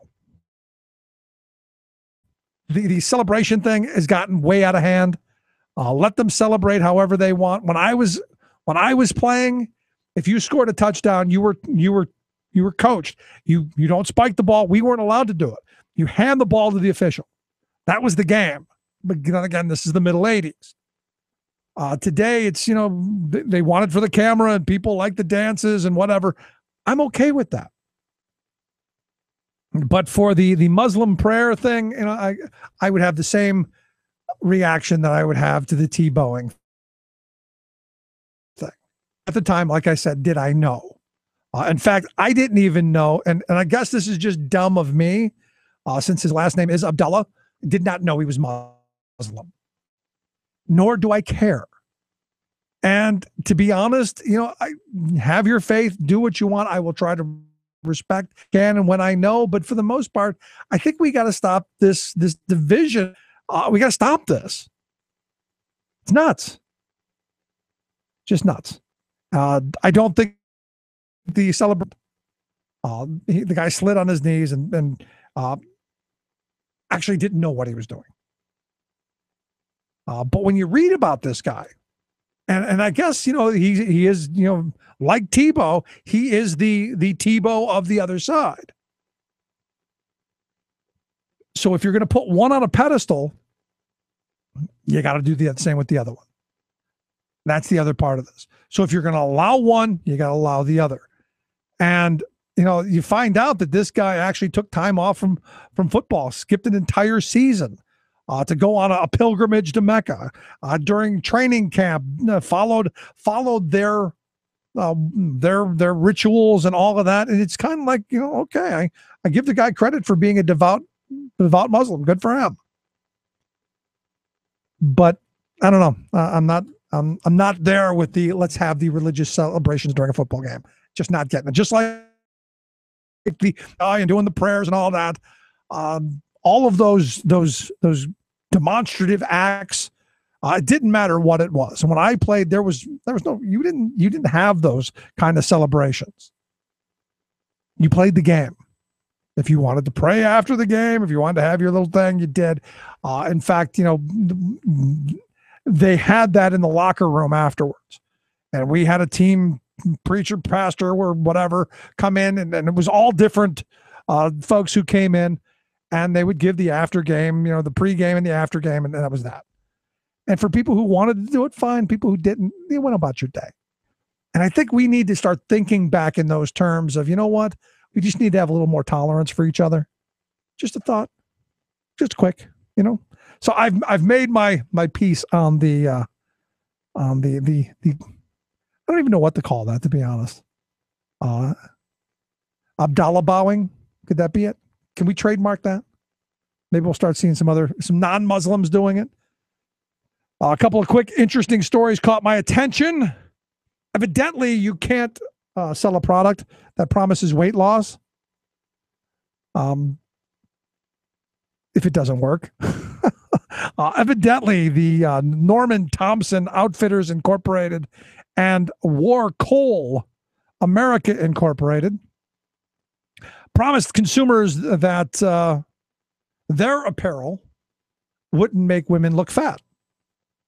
And you got to know, one of my favorite Geico commercials is the one where they've got Abe Lincoln and Mary Todd Lincoln, just kind of characters of where she's asking him, does my butt look big in this? And he goes, just a little. So if there's a product out there that promises your butt's not going to look big, people are going to run to it. Well, evidently the Federal Trade Commission told them they can no longer sell caffeine-infused undergarments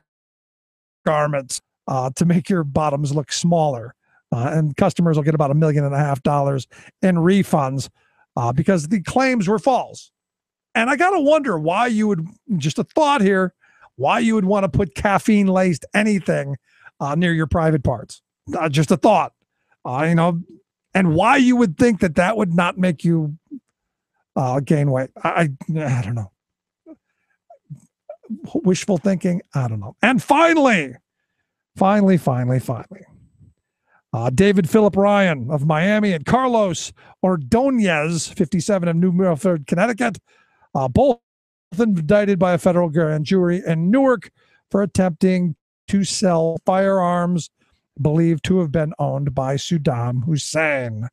According to the Justice Department, the collection, which was smuggled out of Iran, had an appraised value between $250,000 and $350,000. Well, boys, good luck in prison. I would know how they got them. That's the question. Anyway, thanks for being here. Appreciate the time. If you missed any portion of the program, thericksmithshow.com. We'll see you back here tomorrow. You've been listening to The Rick Smith Show. Together, we can make America better. Email rick@thericksmithshow.com or interact with us anytime at thericksmithshow.com. Until next time, this has been The Rick Smith Show, where working people come to talk. It's color like time flood beneath the lunar sway. Imperial, mysterious, and amorous array. Democracy is coming to the